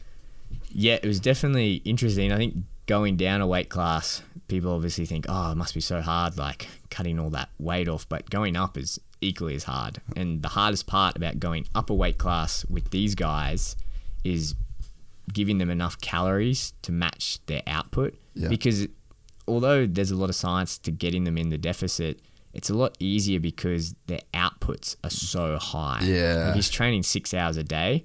So you still got to fuel that. Like, that's the game you're playing. How do I fuel it properly but still keep him in this deficit? But it's not hard to get him in a deficit. You just try not to be too deep in it. But then when you go the other way, it's like he's training 6 hours a day and I've got to keep weight on him. Like, it's so much food you've got to eat, and then the whole game becomes, how do I get all of this food in? And it was almost like that was harder for Volk than what it is cutting weight, because you've spent your whole career kind of being okay with that feeling of I'm kind of hungry and blah, blah, blah.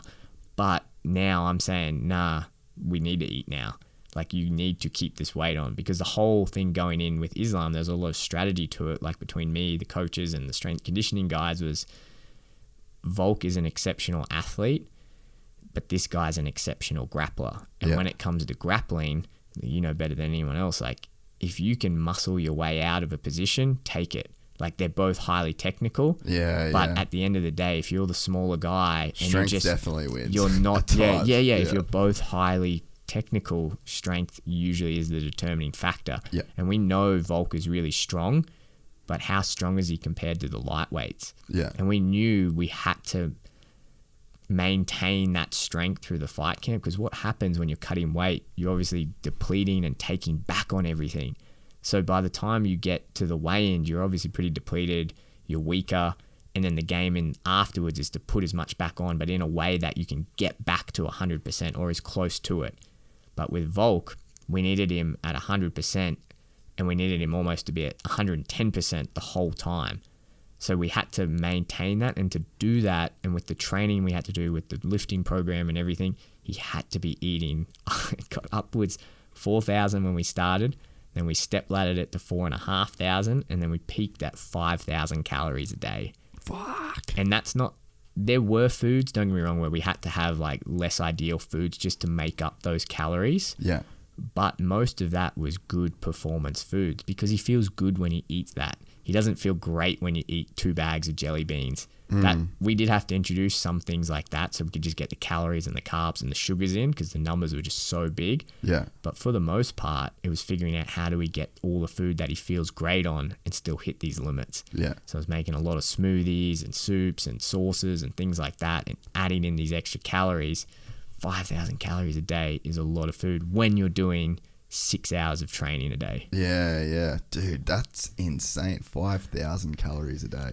And so were you staying with him for the majority of the camp, or like, what was your, because even just preparing that much food is a massive job in itself. He works with a chef called Paul Epsimos, and he runs this company called Athletes Nutrition Australia. Very, very good. We've worked with him for years.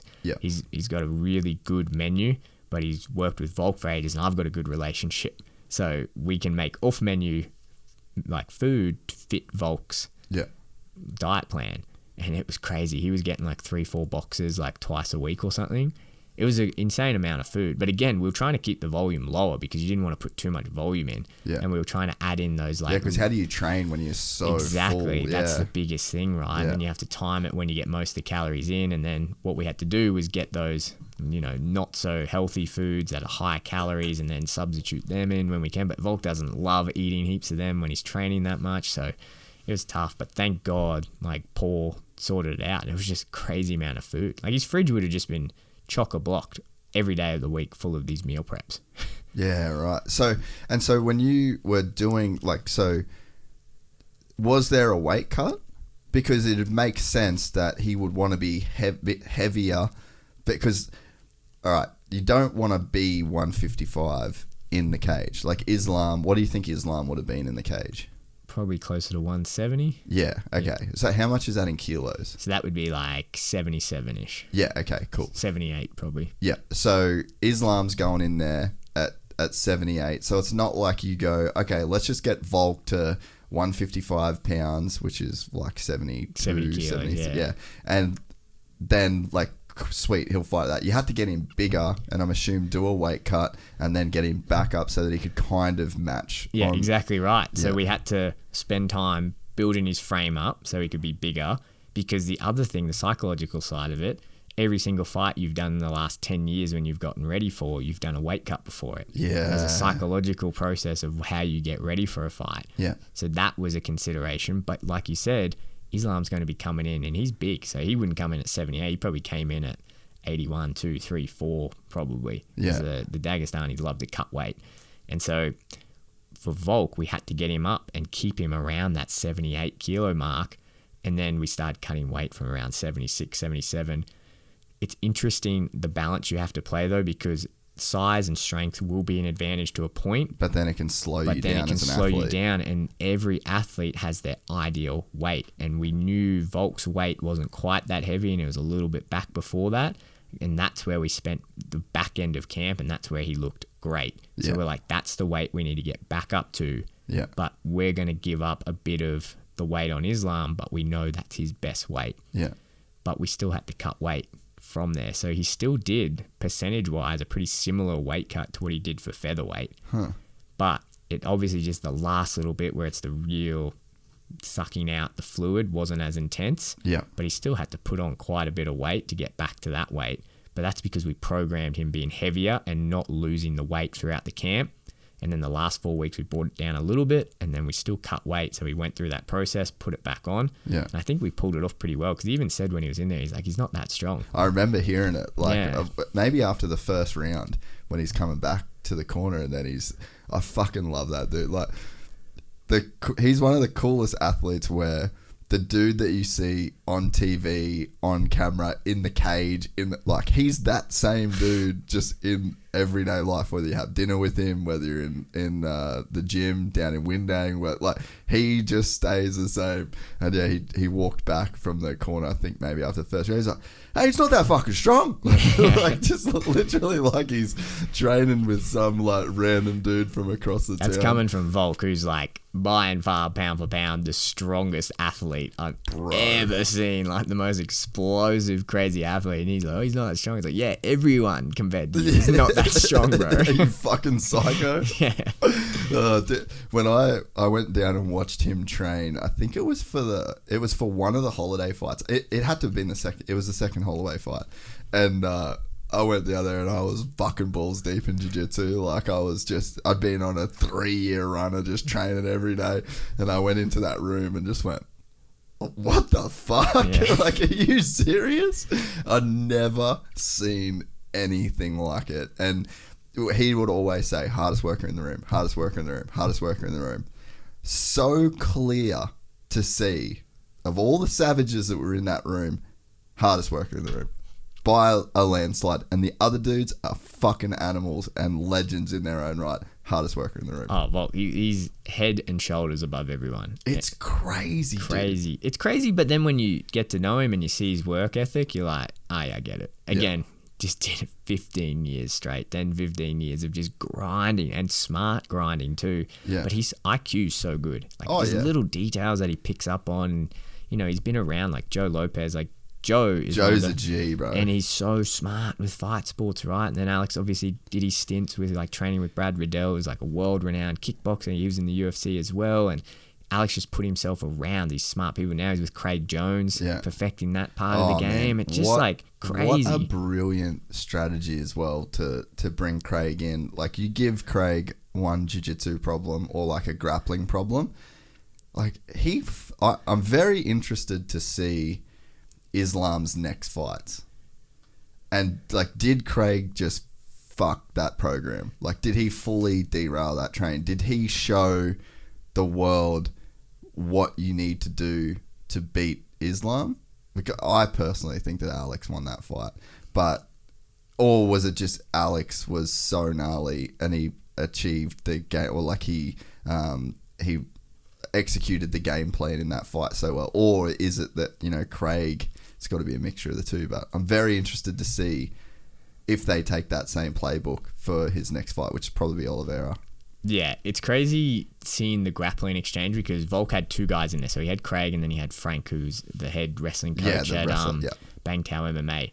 And they were this is the level of detail that they had. It was, which I won't say too much because I'm pretty confident that there's going to be a number 2 sometime. But it's like Frank would be so detailed on the entries, purely the entries, and then the next move after the entry. Yeah. And then Craig comes in, okay, what happens if it hits this point? Yeah. And they both had just perfected these two things. And Alex is just a sponge going through everything. And you've got one of the world's best wrestling coaches talking about all these different ways that this is going to initiate. And then you've got one of the best jiu-jitsu guys in the world that if it hits the ground or gets up against the cage, this is what you've got to do. Yeah. And it's just like, no wonder Alex held himself so well because he's just got these two masterminds that pretty much, like you said, decoded this pattern. And it's interesting hearing them talk about it because in their mind, it's like, it's very obvious what this is. But the rest of the world don't see it because all they these see little it for the details. sum of its parts. They're not looking at each individual part on its own. And it's just like these little tiny details that you and I would just be like, what are you talking about? And they're like, no, but then that leads into this and that and that. And you're like, I would never think that. But then as it comes together, like you look at Alex's performance and I thought they did pretty good. They did really good at how they decoded it. And it's like you said, I don't know, next fight I think it's going to be very interesting because I wouldn't want to be Islam going into that knowing like, shit, this guy he has it figured out. Yeah. No, it must have been so cool. I mean, you've talked about it, but like just so rad to be around these people and you're just witnessing greatness like on a day-to-day period. And it's not like just the fight itself, it's like the camp. Like you really just are getting a window at what greatness looks like. And man, from that one session with Volks, I didn't even train with the boys. Like I was just kind of like there off to the side. I got better at jiu-jitsu from just being in the room, just watching, like seeing how high level and seeing the effort that he put in. And I remember seeing like the way that he used his hips, like even just that from one training session being around him, I was like, wow, like there's a way that you can use your hips that shut down so much of what somebody's gonna try and do to you in like jiu-jitsu or wrestling or grappling or whatever. So just to be around those guys and to carry that over into your personal life, it's such a cool position. It's just like osmosis, right? Like it just goes from them into you because you're around it. You're just surrounded it by so much of it.